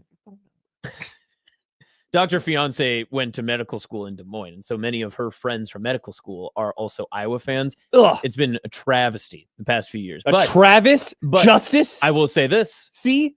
Old Mickey Joseph, I was there when they won in Kinnick. Oh, people forget that the worst Nebraska team of the last decade beat Iowa. That was hilarious. Yeah. Nothing would be funnier than a true freshman making his third career start, whooping that Hawkeye ass in a few weeks. That would be pretty Oh pretty my fun. gosh. That'd I be would. pretty cool. And I get to do the post game. So if they lose, terrible. horrible time. We don't want that. I'll be at the game. It'll be the first game I go to Memorial Stadium with my dad in like a decade. Wow, how about this? Katie Better says, win. being in Kinnick for that loss was electric. Couldn't have happened to a better group. Katie, you went to the Oregon-Iowa game? That's tight, bro. But also cold. Yeah. But also cold. Yeah, I And wouldn't have wet. wanted to be there. Did you see? It was so gray and miserable the whole time. I was going to say, did you see what was going on with Channel 3 here in Omaha? Uh-huh. Dude, it looked like, now you two are probably too young to watch the grainy, inappropriate channels late at night with your friends. But wow. I don't watch with my friends. That's weird. That's a normal thing for a 13-year-old boy. No, it's not.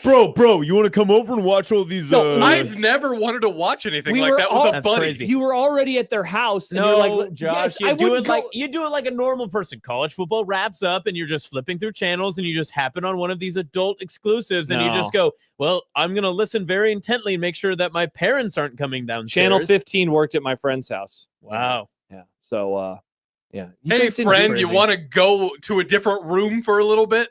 It's the same energy as going to like a strip club. You're or one of those X-rated theaters. You guys Why are- do you want to watch stuff Hey, with a group of people? Me and all my homies, you guys want to sit around and hang out and watch all these? That should be Josh horned up fun folks? private time, not Josh share with the boys unprivate you could time. barely see anything. You'd have to be like, Oh, is that something in there? You I don't couldn't. need to see that. Do you know what it looked like? I don't Yes. think you guys understand what We this. had you're the talking about- internet, Josh. Of course we knew. You're See, talking that- about all okay. the HBO stuff. No, see, you guys are totally missing the What are we plot. talking No, about? we're not missing the plot. We just Yes, even you are when we missing- had access to stuff, we're not going to watch it with the boys. And that's why you're totally missing the plot here, Nick, because it didn't look like HBO. It looked like this. And this is actually what the Oregon game looked like the other day.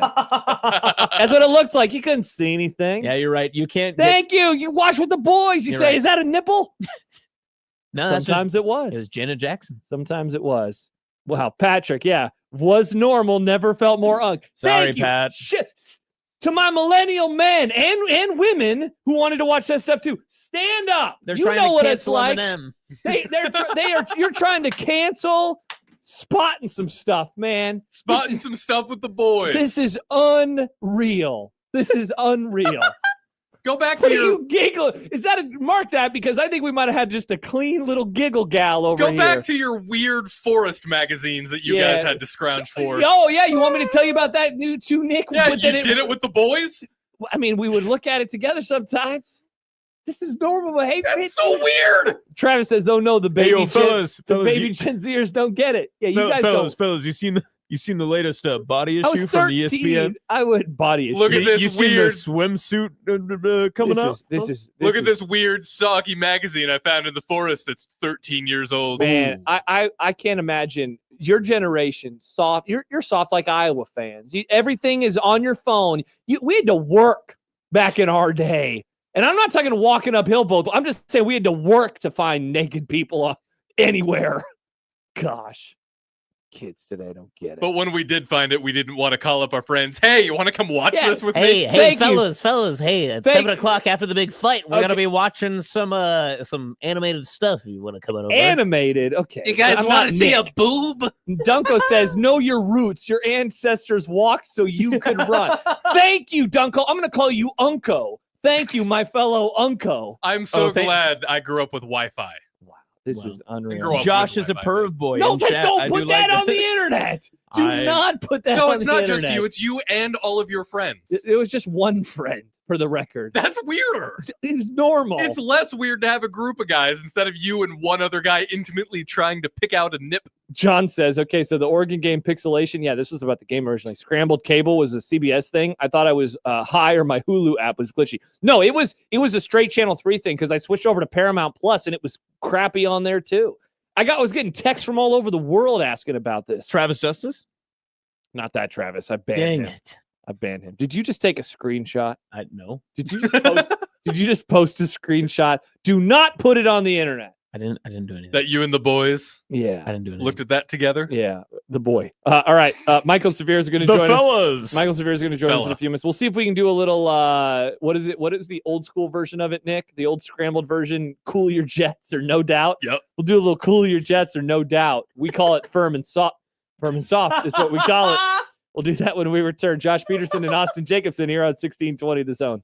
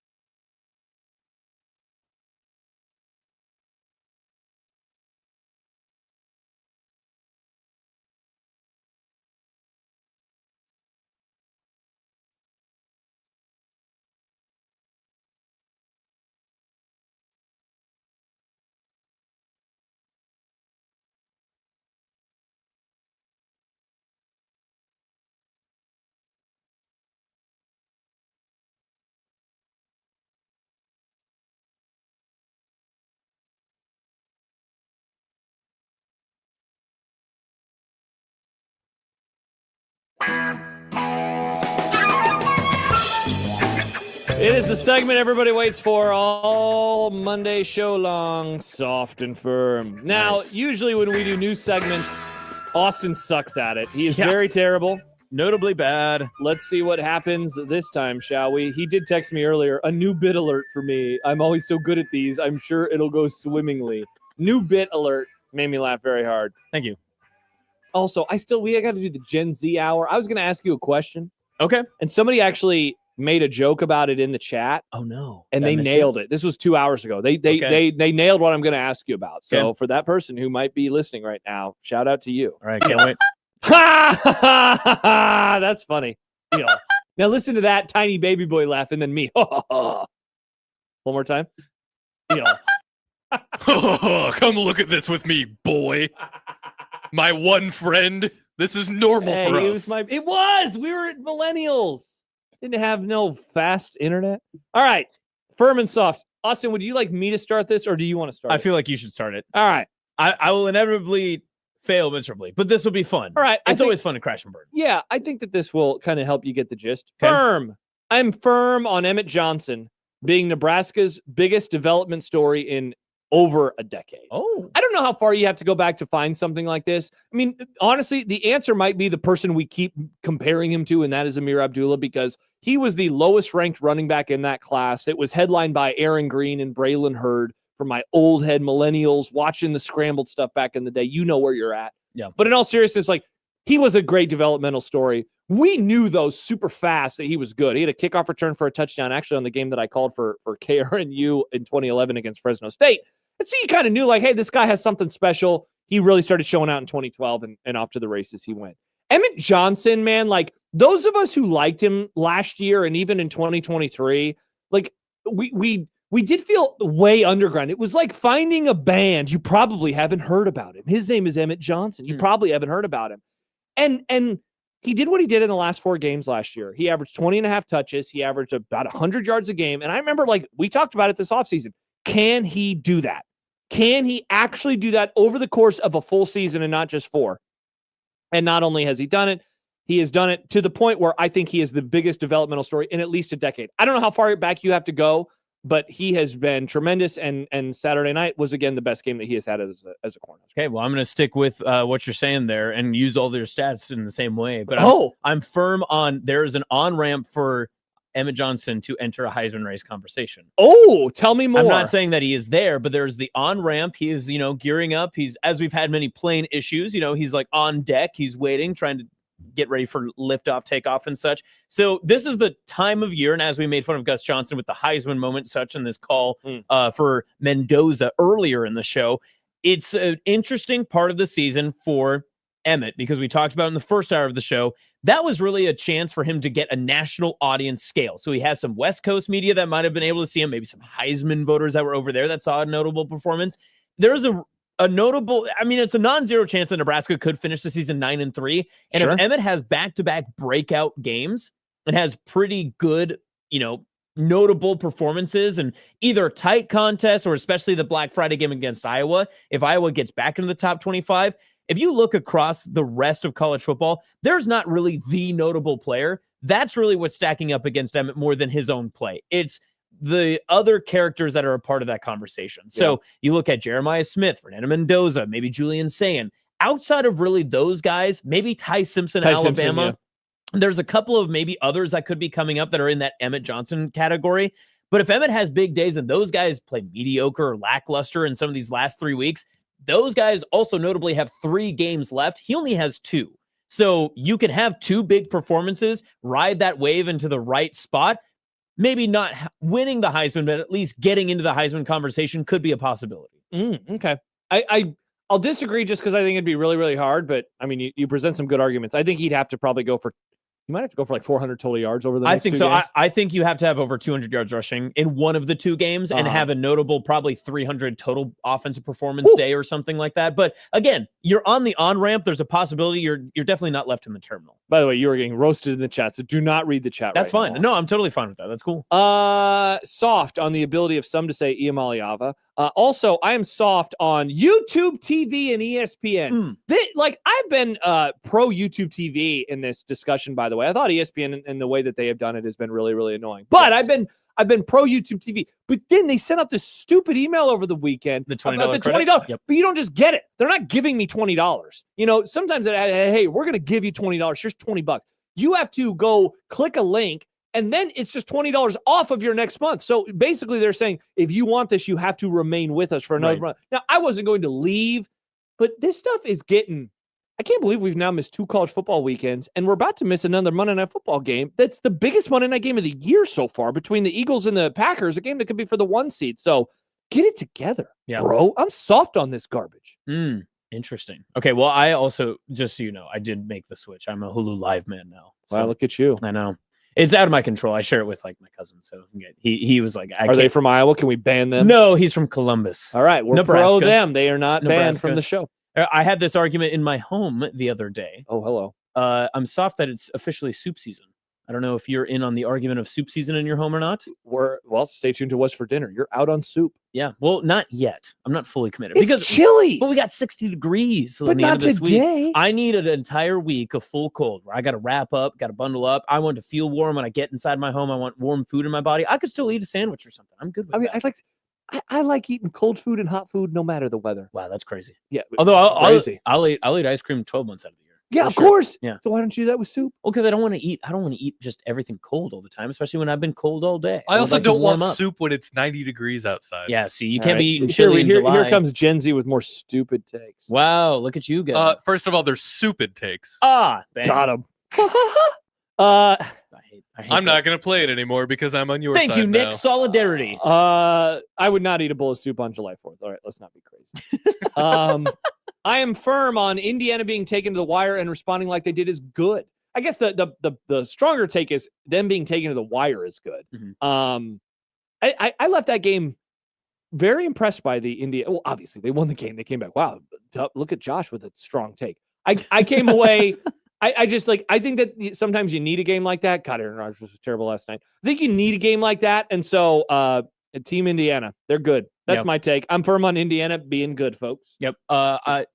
Staying in the Big Ten, I'm very firm that Ohio State is still a class in their own. I hate it. Yeah, I think Isn't it so annoying? It's almost every single time that you watch them. And it's funny because if you're a box score watcher, you're not that impressed by Ohio State because you look at some of the finals that they've had outside of a few, the Ohio State-Illinois game, 34-16. That is not emblematic of what that game was at all. Correct. 38-14 against Penn State. That was not emblematic of what that game was at all. Correct. 34-10 against Purdue. Again, a little bit different, but still in that same sense. Squeeze the life out of you like a snake that squeezes the life out of you, which is not a cobra. I almost wonder if it's one of those conversations that Ryan Day has that he just goes, our defense is so much better than it was a year ago. And their defense was good last year. It was very good. Yeah. And again, they won a national championship, but the way that they do just squeeze the life out of you, they get up 2 scores and it's over. There's not been a time this season that Ohio State has really been pushed if they get above that 2-score margin. Like every single time that they get 10 or 14, it's over. So I'm curious to see how that will change once they get to Michigan in the last Saturday of November. But it is very clear and obvious to me that not only in the Big Ten, but also in college football right now, they are a class above. All right. That is firm and soft. When we return, Michael Severe will stop by. Wow. Look at the Nick's burner just tweeted at the Grum. What did Nick's burner say? I cannot read this. Oh. Because it mentions hard and it's firm, by the way, and soft and boy and scrambled. All of those words are combined to make an inappropriate sentence, Nick. Wow. Very inappropriate. All right, Michael Severe Monday when we return here on 1620 The Zone.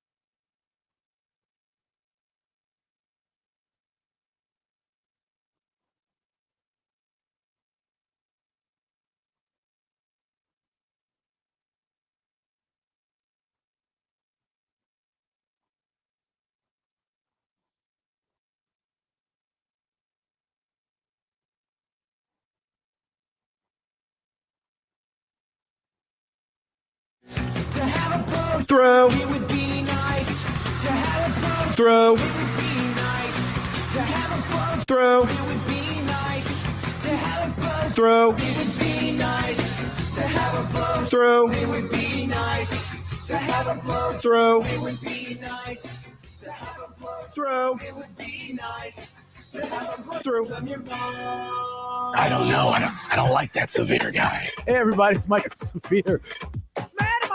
If the first word is hash brown, you guys can add patty or something Latin if you want. It's still a hash brown. I remember the first thing I thought walking out of there was, okay, we're back. You just got to go in the back. I'm sorry.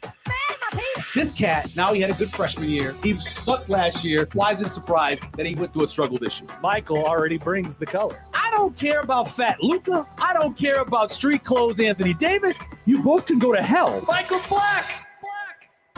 Every week, it is the I don't care about Fat Luca.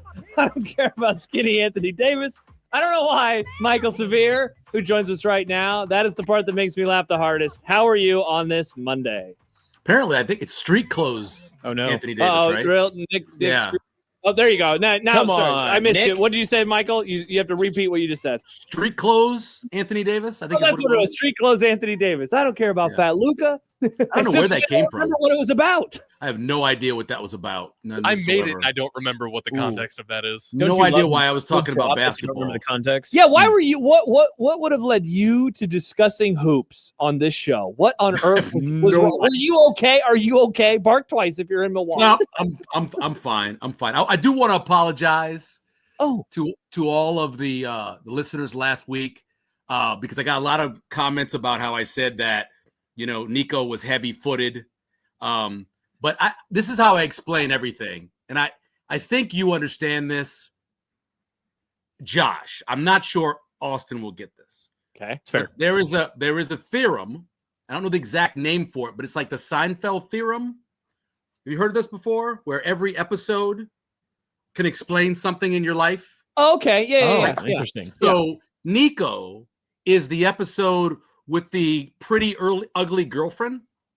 Remember, depending on the light, the lighting. Yeah, she was. So it depends on where you see her. Is so depending on what game you watch, Nico, it can be horrible, and then you can have a game where I don't know, Nebraska makes him look like a Heisman Trophy candidate. I don't know, but that's what it was. Look at some of the other games he's played. He didn't look that good. That was a unique thing for him. That's why they got off to the 0-4 start, and that people were saying unequivocally, well, Tennessee won that trade by not having Nico on the roster anymore. Yeah. Yes, I agree. So yes, I apologize for that. He had his good game. And it still wasn't great. I mean, it was okay. It wasn't like they still didn't get over 300 yards. He didn't rush over 100 yards. It was fine.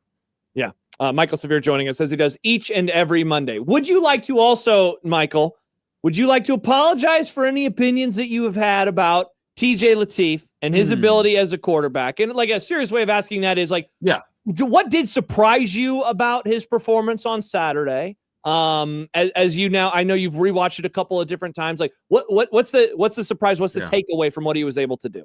Well, I think I go back and I will say I'm not changing my opinion that you do not pull your starting quarterback out of the game in a close game against, especially for a true freshman. I don't believe you do that. I'm not changing that opinion. I watched Missouri do it with Chase Daniel, and they ended up losing a game because they pulled him out of the game, or he put him in the game for a series. So I'm not going to go back on that. I'm not surprised that he played well at all because I talked about this all week, and I tweeted it.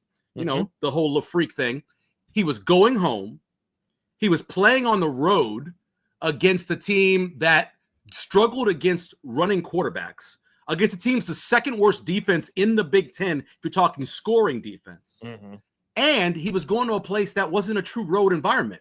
So all those things together, I thought he'd have a better game. I bet every single thing available at DraftKings, and he didn't even score a touchdown running. I bet him for 2 touchdowns, the opening touchdown, I bet him everything. He didn't even get over rushing. So he played fine, but he didn't play that great. Could have played much better, tell you that much. But no, I thought he played well. I watched UCLA play a number of times. I know how they play against quarterbacks that can move in the pocket. They just don't have their best player is a former college baseball player, right? That's their best player. Their best defensive player, John or Joe or whatever the hell his name is. But So I wasn't worried about him being under pressure because they didn't pressure the quarterback. So if you're going to worry about a game, it's the Iowa game, because even Penn State, who I posted their defensive numbers earlier today, it's not like they're dominant defense, or either in conference or before firing the coach or after. They're just not. They're okay. So, I mean, the Iowa game is the one I'd be worried about because they can get pressure, and they're smart, and obviously Phil Parker's a genius, and so that's the one that you really got to worry about. But I think he's gonna play well again next week. What was my put it in the book last week prediction? You remember? No. I know you said he was going to play. I know you said what was the put it in the book? I gave you a put it in the book one. What was it? You did. Oh, the list. Yeah. Let me put it on the list thing. Yeah. Yeah. I was like, book. What is the book? Put it on the list. No, book list, whatever. I can't remember. Josh is your bookie. All right. Yeah. No, I would not. I'm not booking anybody. You're not doing the bookies. You said, and this was a week ago today, Nebraska is getting 8 wins in the regular season. Whoa. Yeah. So I still believe that. I mean, they get 9. I won't be shocked. And they win the bowl game and get to 10, I wouldn't be shocked. The kid is a better thrower than he is runner. That's the thing we got to come to grips with. All this talking about him running, the kid can spin the ball. He can. I thought he'd be a better deep passer and he didn't get a chance to throw any of them, but I think in the future he will be a better deep passer than the guy who couldn't throw deep passes for Nebraska, whose name we don't speak of anymore. So yeah, that was my feeling for it. All right, so with all the rewatches and stuff that you've seen from this so far, going into this bye week, we Josh and I talked about this a little bit earlier, but is there a part of the conversation now with the success that he had against UCLA for TJ that you don't want to make things overcomplicated for still what is your backup quarterback and a true freshman, or can you add layers into this as you get ready for Penn State? Like, how do you balance that? Dude, they put in new plays last week. Saturday night had new plays in. The play they ran with the wheel route, the whip route, that was a new play. That's a Ramir Johnson classic. They put it in, right? So they put several new plays in for him. Here's what we don't talk about enough. When we talk about freshman quarterbacks or second-year quarterbacks, these kids now are trained so highly in high school. They've got individual coaches. They've got strength coaches. They're in the books. They know how to do all this stuff. You don't really mess with them in terms of giving them a game plan. That doesn't bother them. Now, a defense can show them things they maybe never seen before, but I don't have any concern in putting in more plays for him. Since he was probably 9 years old, he was training for this moment, and I think he'll be able to handle it. It's some of the defensive tricks they'll throw at him. I think is going to give him some problems. Michael, you've mentioned a couple of times on severe reaction, and that you did this going back to last week, and I think you said something about it yesterday, but I know you did because I think you asked Sipple about it, like making things interesting or making a tough decision for the brass involved, right? Like what you saw, is that in line with it being a tougher decision or at least making things interesting? Is that something that you saw on Saturday that they could build upon, in your opinion, or that he could build upon, I guess? Yeah, and what I asked I asked Sam and Sip last week when he was named the starter after the USC game. Yes. I said to them, look, man, if he wins the last 4, there's no way I said to Sam, do you go into spring with an open competition? Because I think it'd be tough to not be an open competition if the guy just showed you that he could beat on the road UCLA, on the road Penn State, at home against Iowa, and wherever the nice bowl game is. Yeah. How do you not give him a shot in the spring, into the fall? That was the question I asked them. And in my opinion, it always should be an open competition. I don't care if he is a 7-star and, he's the son of the head coach. It should always be it's football, and your former quarterback, Tony Romo, said the best. It's a meritocracy. It's one of the few ones we have in this country. If you're better than that guy, you're playing. Now, I mean, back in the day when they let black people play, that was different. But now, if you are better, you play. Yeah. And if he's better, then he plays. And then somebody has to leave. Somebody's probably got to go. Somebody has got to get out of here and go home. That's what I think. Sorry. Somebody's got to go home. I hate Gus, by the way. Do you want me to go? He keeps you know how long I've hated Gus? I've hated Gus for so I've disliked. It's because he's bad at his job. Let's not talk about the excitement part. Let's talk. He doesn't know anybody's name. He doesn't know what's going on. They have a penalty. A guy jumps off sides. 335-pound guy jumps off sides. They throw a flag. The play gets stopped. you've probably seen this happen in football because of a false start. He goes, something happened. There's a flag. Yeah, that giant guy jumping off sides. He's bad at his job. So forget the act and all of that and the nice suits. You're not good at your job anymore. You know, when he back in the day when he was doing basketball, he was doing NCAA basketball. You know, shot clock off. That guy was actually pretty good because he knows basketball. You know, did the Knicks games forever. He knows basketball. Football, I'm not sure how much he knows because occasionally he'll ask a question over to Joel, and Joel will be like, what? Like, what are you asking me? So yeah, he's not good. That's the problem with him. He's just not good. Yeah. So you're not on the Mendoza train because of Gus Johnson? So I had 2 tweets loaded during that drive. 2 tweets, right? One, I don't know if you know this. How do I you don't know load if your you tweets? Do you pre-write them? Yeah, you do a draft. Yeah, do a draft. So you just draft them and then you hit send. Okay, yeah, gotcha. exactly. So new guy, I don't know what your name is, but anyway, you might not know. I'm a Penn State fan. I grew up a Penn State fan, right? So I know who you are. Anyway, they had 2. I know your name's on the screen, but you asked a silly question, so I don't know who you are. He told me my name earlier. Yeah. So anyway, listen, I was ready as a Penn State fan to celebrate it. Okay, I had in the draft. That's their Super Bowl.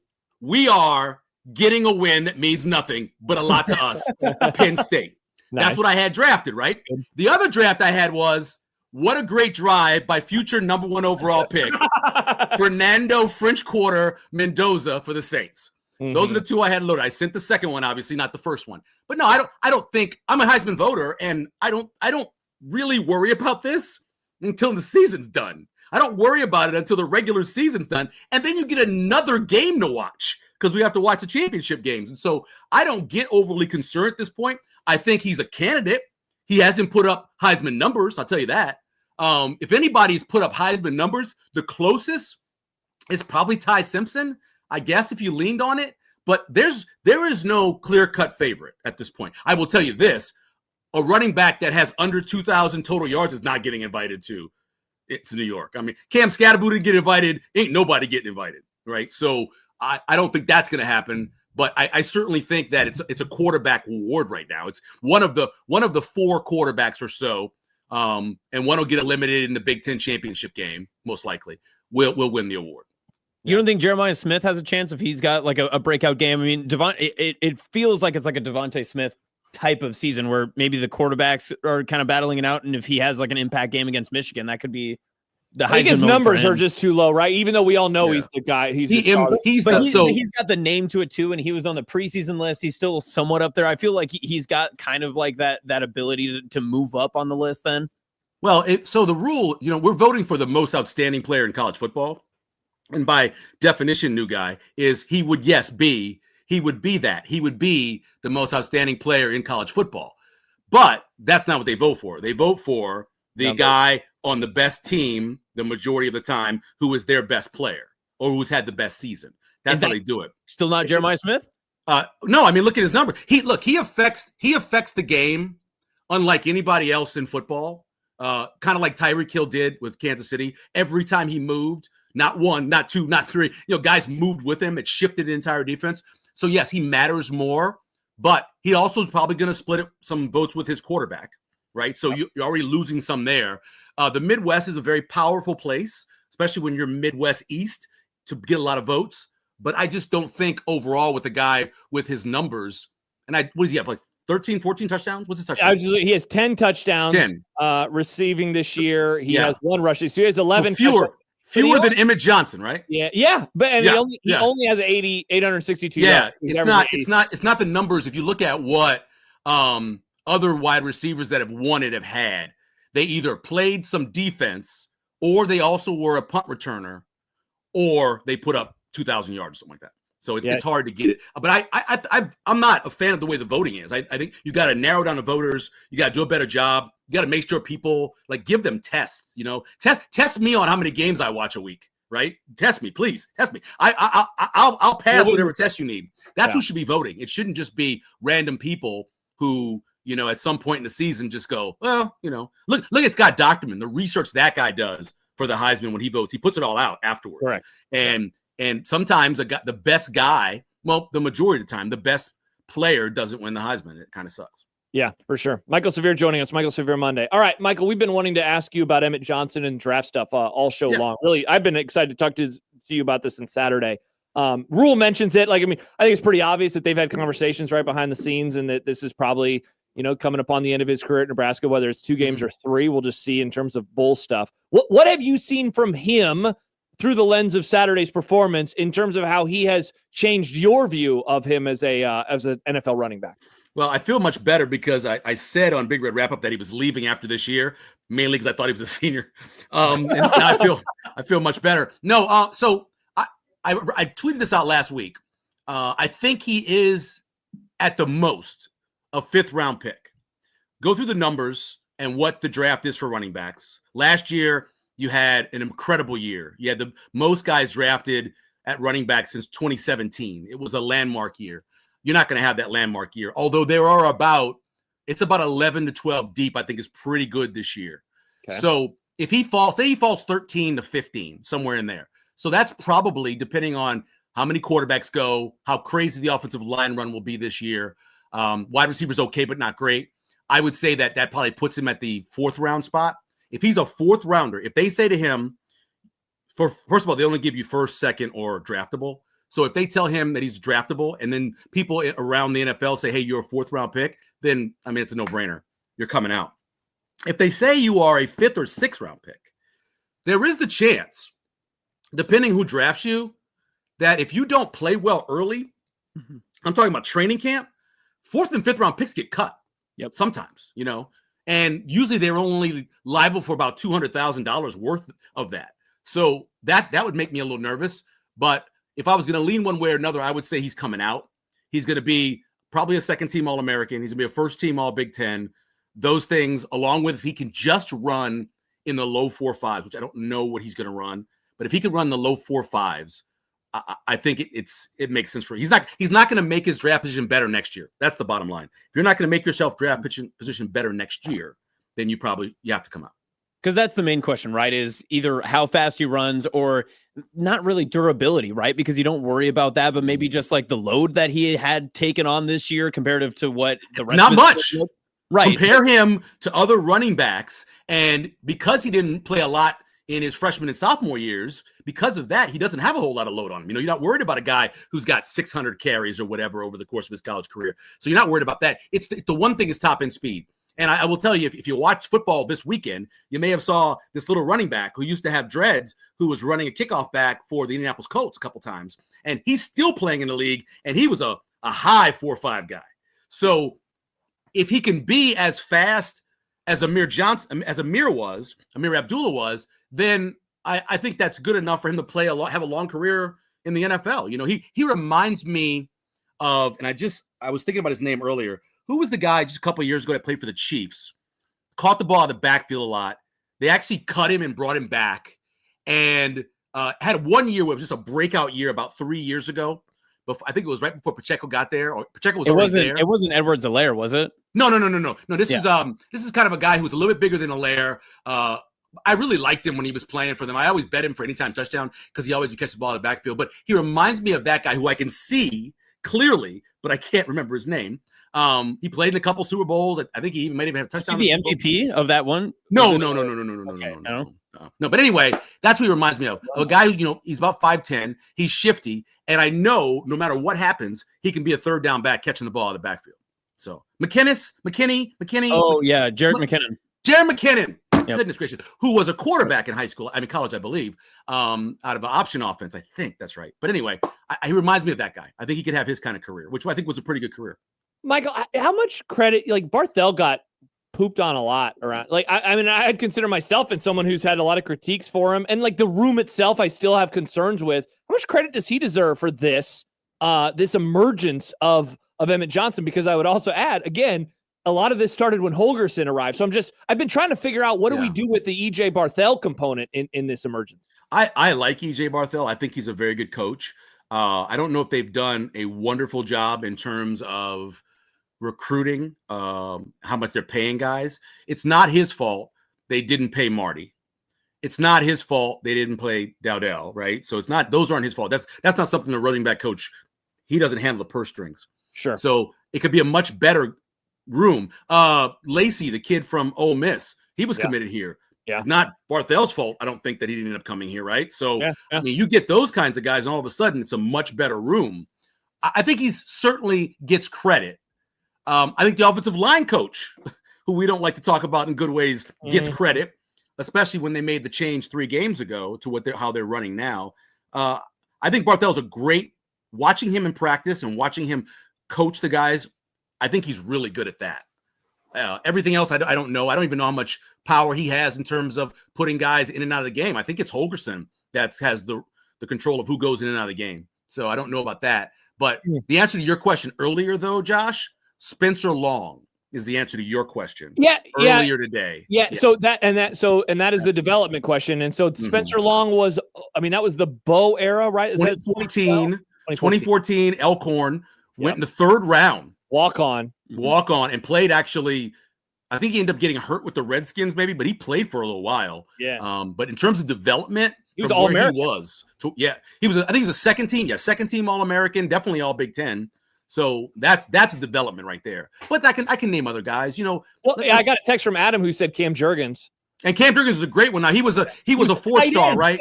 He was a 4-star, tight end / defensive end, outside linebacker, and of course developed into it. I think that even a guy like, we don't talk a ton about Justin Evans. Justin Evans, who was a really good guard last year, is now playing some really good center. And we don't talk about it much, right? We don't get into how the center's doing. No problems with the snaps. He's controlling the calls and a bunch of different things, and he's playing great. And I think Justin Evans is an NFL player going forward.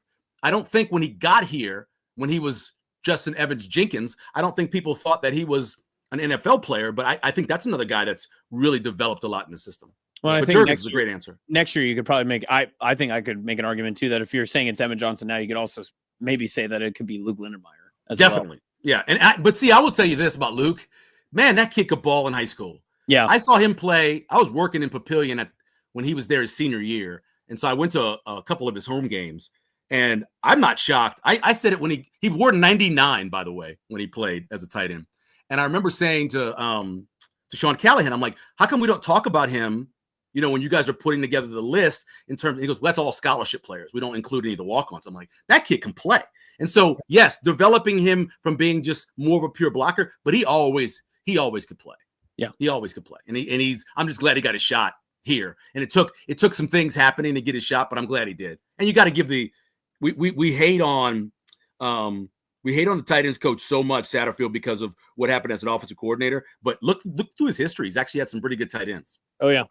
Michael, NFL question before we let you go. We rarely talk about jobs in the pros in the NFL. Like, that's a good job, that's a bad job, because like they're all pro jobs, right? And I don't know, we just don't do it like we do in college. But the Giants, that job is now open.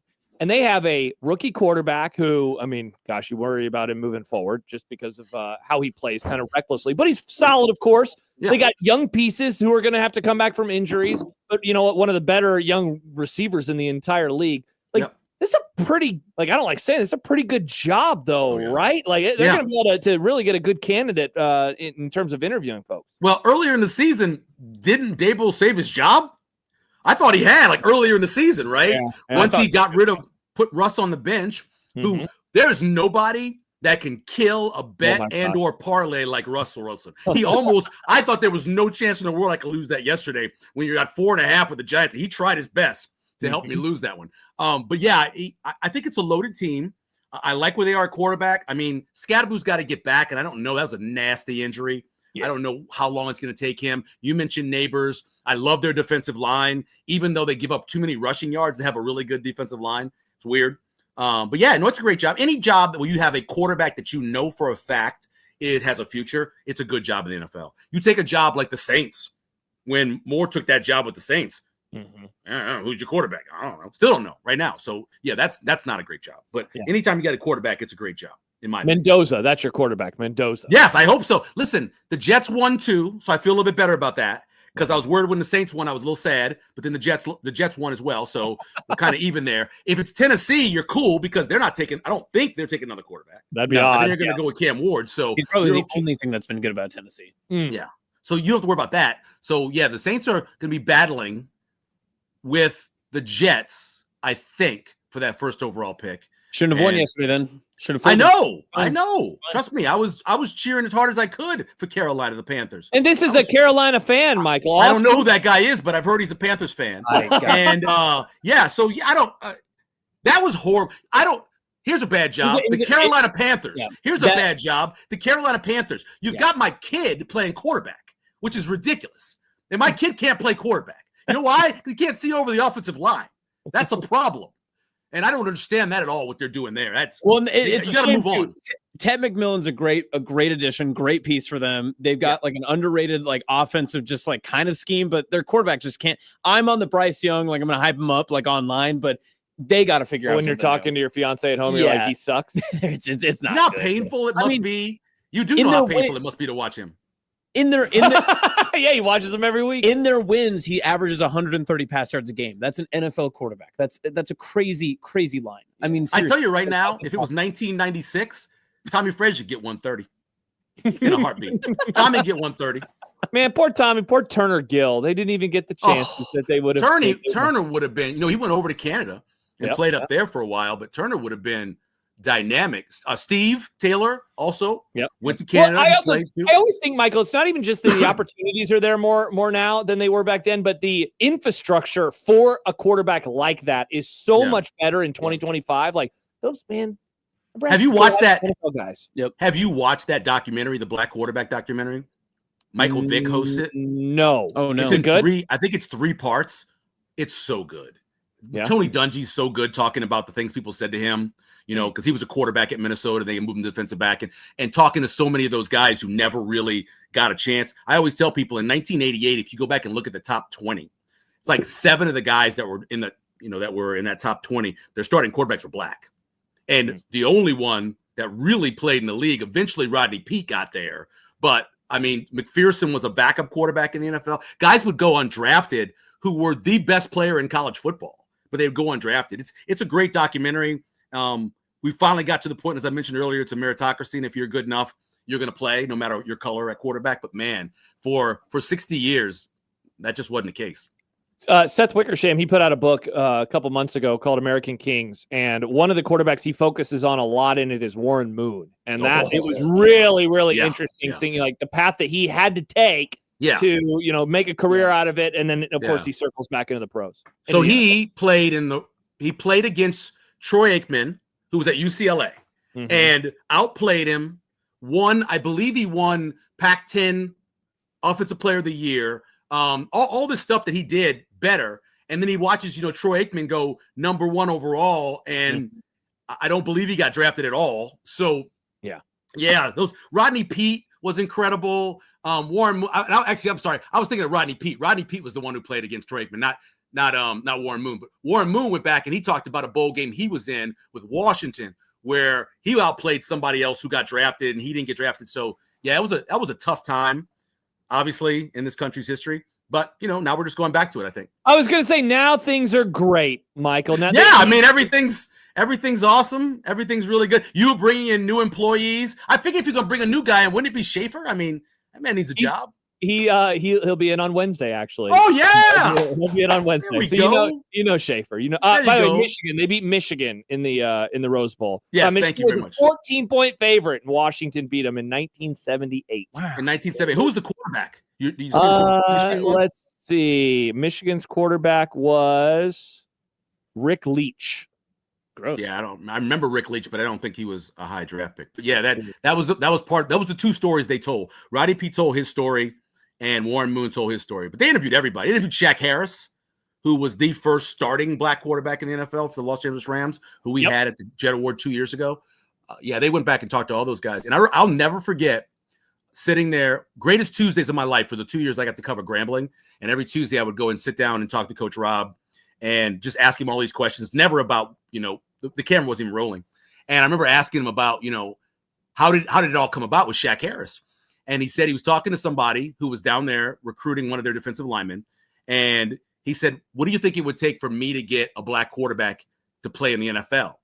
And the scout was like, a miracle? We'd have to show that he could be a passing quarterback.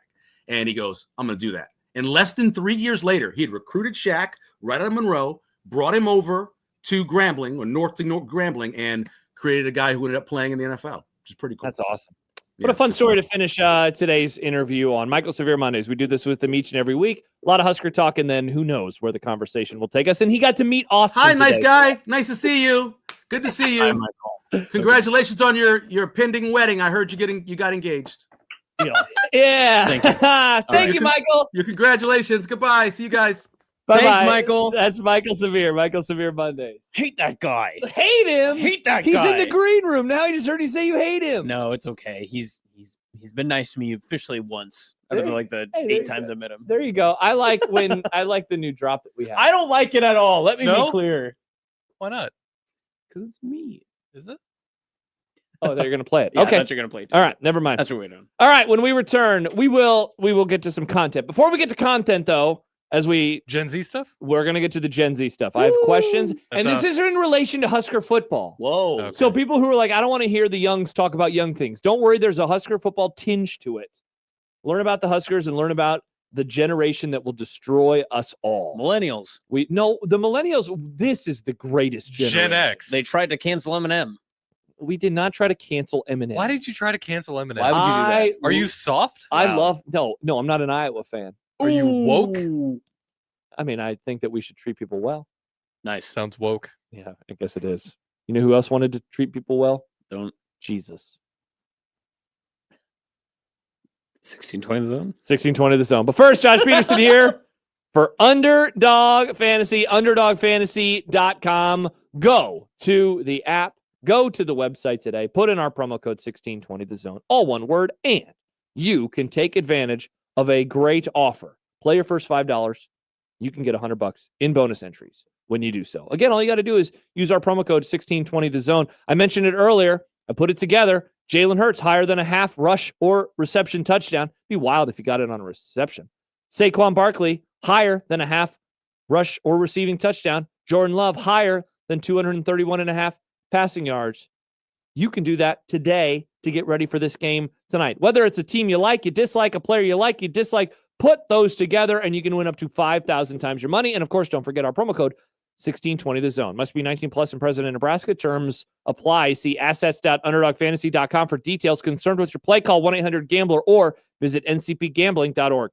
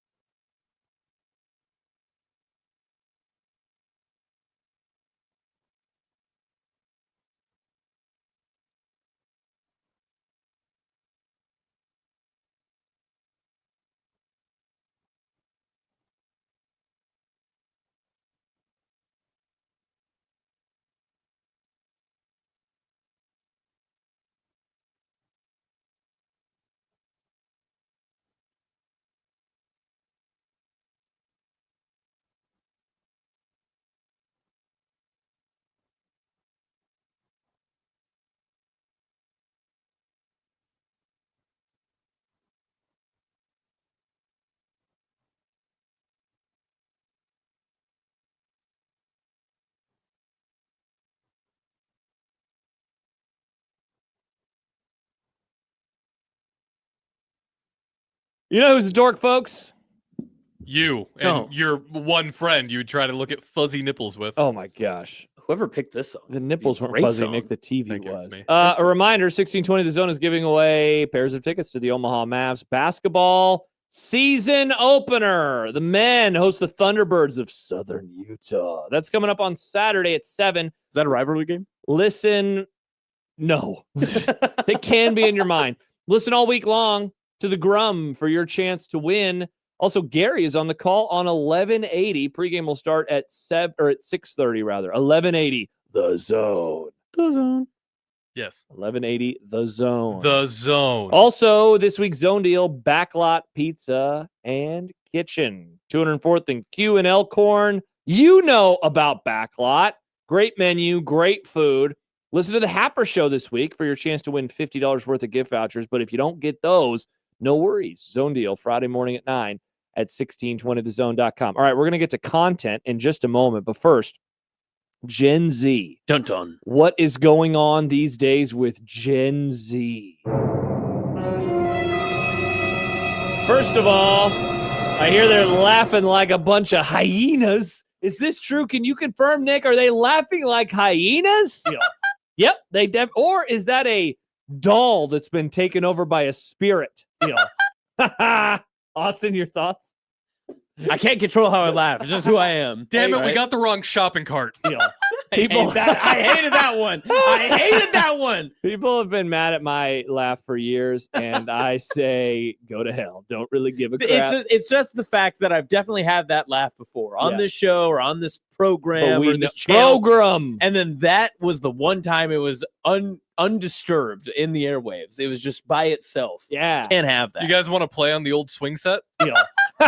Nick, these are good jokes. I hate you. Nick is being funny. Sorry, All right. I got to clean the window.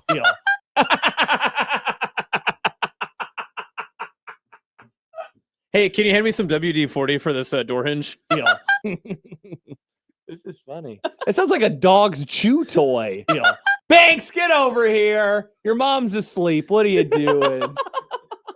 All right. Let's any ragging more of Austin that we got, or should we move on to the topic? Let's move on. All right. We just So fill it in when we get a chance to. So did you see the photo, first of all, of Emmett Johnson running by the cheerleaders of UCLA? Yeah, he had aura. Whoa. Damn it, that's what I was gonna ask you about. So what is this aura? So We're talking aura? We're talking aura. I knew, well, of course, it was gonna be something that you guys know about. So I'll read the lead from Evan Bland. And thank you to Connor Happer for capturing this for all of the internet to see.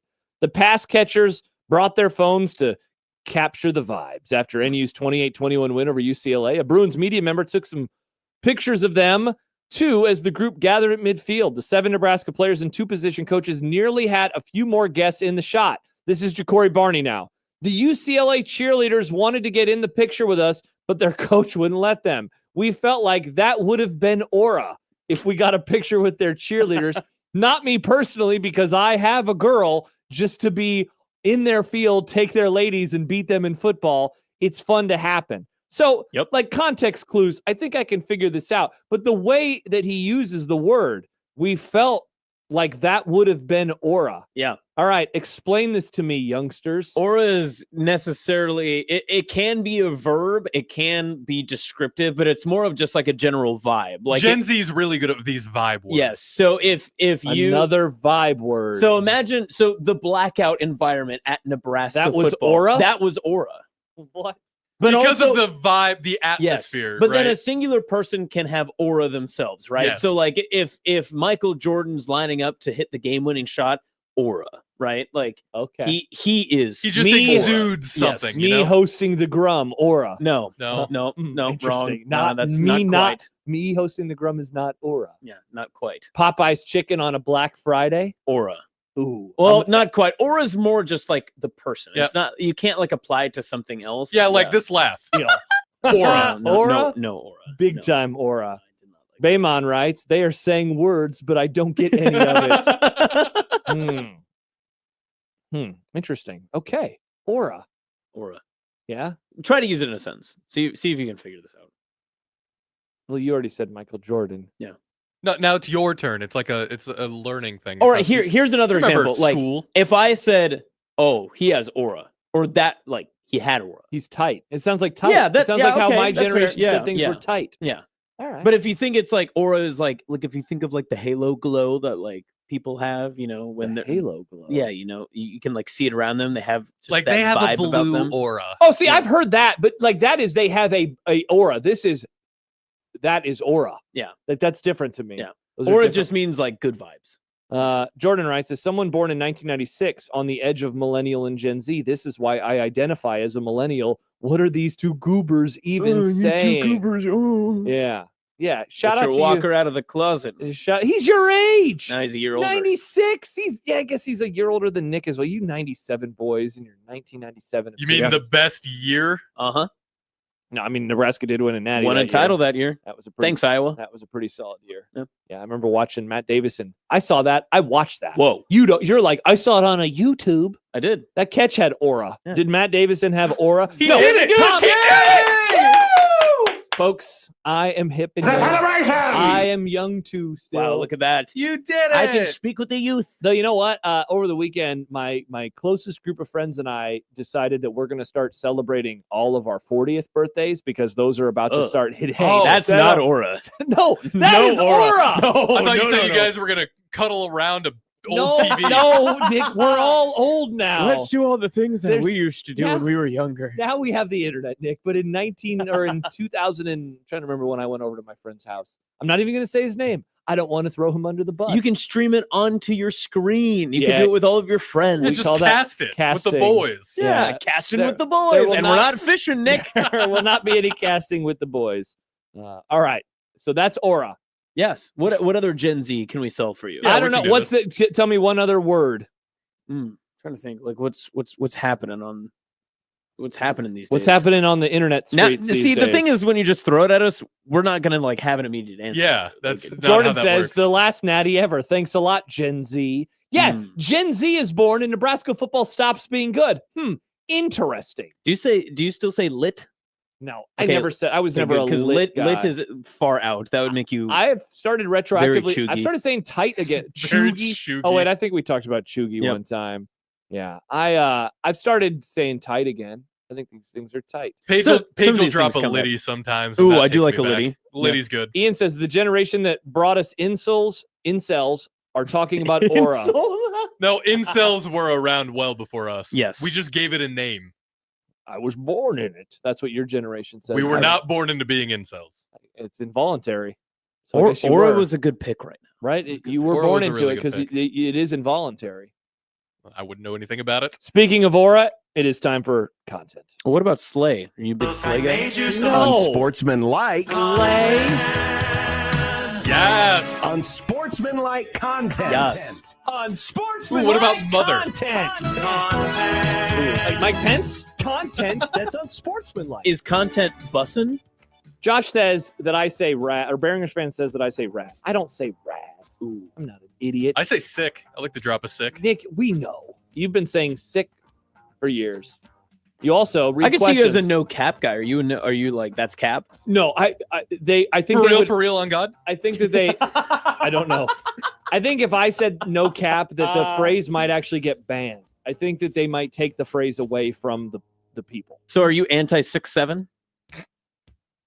I thought it was 5'6". Well, we're pro 5'6". I like doing 6'7" because I want it to become uncool.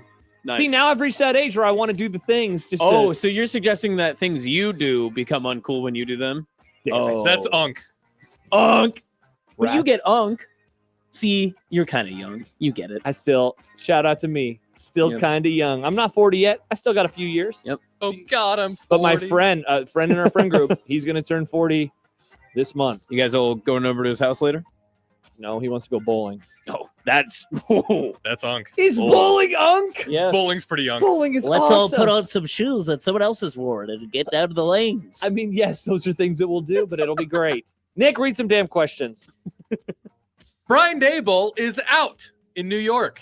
How good of a job is that one? We talked about it with Michael. That's a pretty good job. You got a quarterback who, if he's not running around with reckless abandon, could be pretty good. You got a great young receiver. Yep. Cam Scatterbo, I'm worried that his brains are going to be scrambled within like 3 weeks. if not already. Yeah, and his foot's facing the wrong direction. So they gotta turn that back to the correct direction. So the question is, do you want an offensive or a defensive coach to coach the Giants? Because if the offense has all the weapons, maybe you lean towards the defense to get them better. And the defense also, notably, pretty talented too on the defensive line. So I'm always worried with hiring defense first coaches because assuming your OC is good, they're going to become a head coach. And then you're going to I don't know why. But the other problem with that too is if you're in the NFC East, you have to stop the Eagles. You need to stop a young Jaden Daniels. And there's Dak Prescott, who's unk.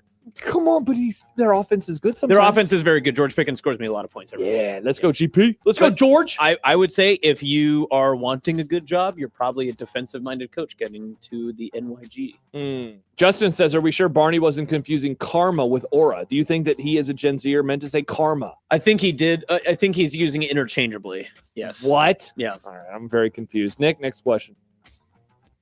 It's okay to be confused at your age.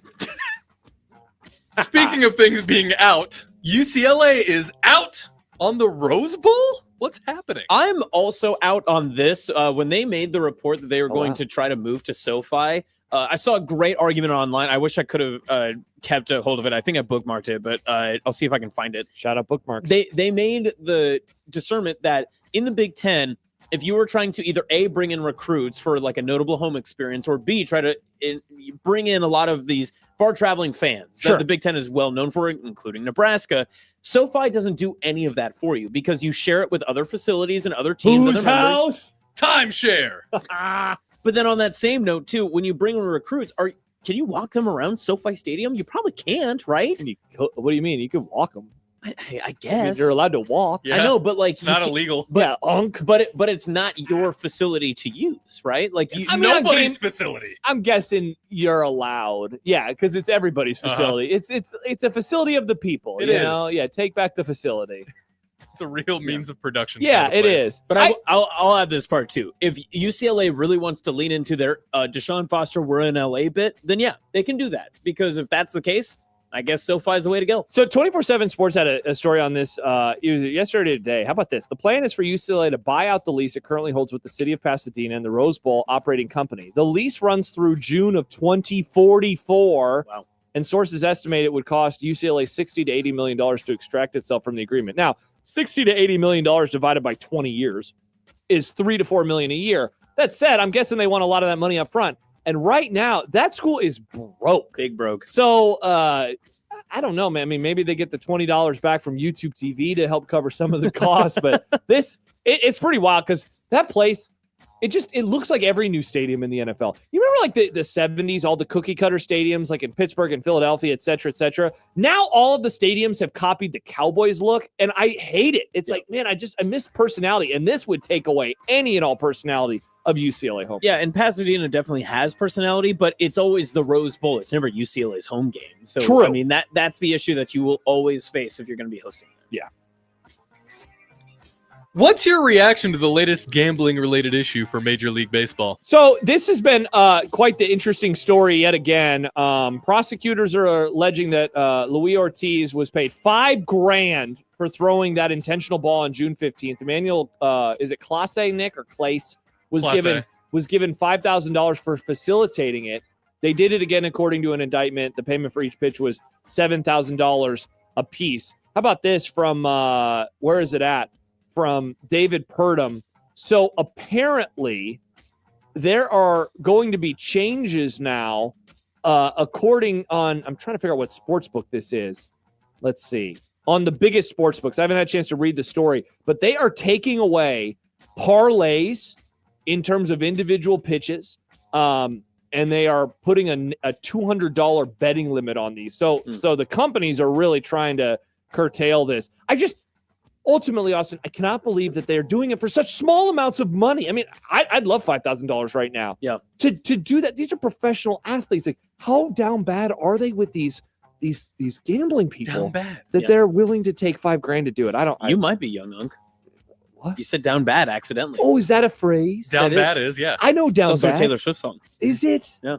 I regret it immensely. Down bad crying in the club. Yeah, I know how that goes. That's what these baseball players are doing. I agree with you. Baseball money is kind of floating around pretty much everywhere. Maybe $5,000 is a lot to some people in Major League Baseball. It's a lot to me. I would take $5,000, but I can't throw an intentional pitch to do so. Yeah.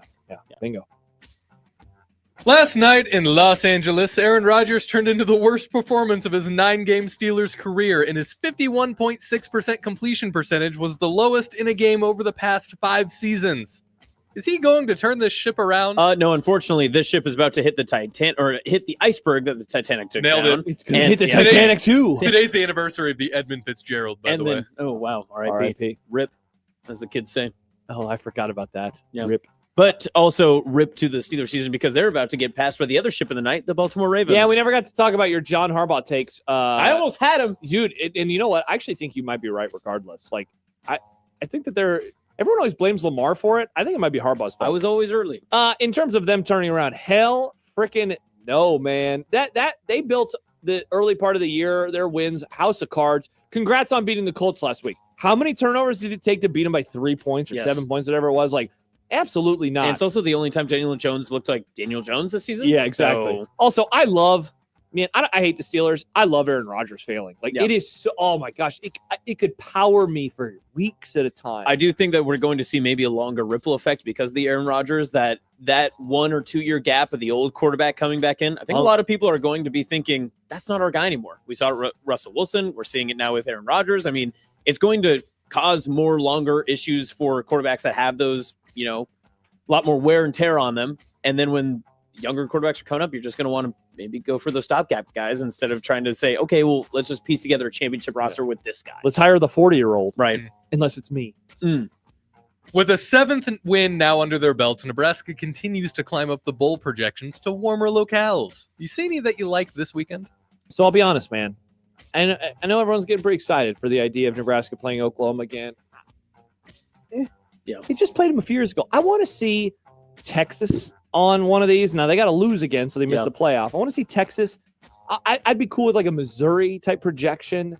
I don't want to see a team that we saw recently. And I'm getting a little worried, man. Like, if they win one more game, I'm not going to be concerned about Vegas at all. But if they play in Vegas, there is a very realistic possibility of them playing a team like Washington, who they play next year. And I don't want to see that because they can still play the old Pac-12 team. So, no. Honestly, the answer is no, because it's a lot of Oklahoma and Pac-12 stuff. I don't want to see any of that. Let's get it together, Nebraska. Win another game or two. Yeah, I listen, the warmer locale is obviously more fun because the game looks better that way. Oh, yeah. But I would really like to see a good brand. Like if they could get like an LSU or something like that. I Hell mean, yeah. obviously a lot of things have to switch around for that to happen. For the Tigers, yeah. But yeah, it would be very, very cool to see them against a notable brand. And then being Nebraska Hunks, it would be really cool if they beat that brand because then you can say, ha, we beat that team. No, I think it's I hate you. Oh, okay. That's fine. I'm over it.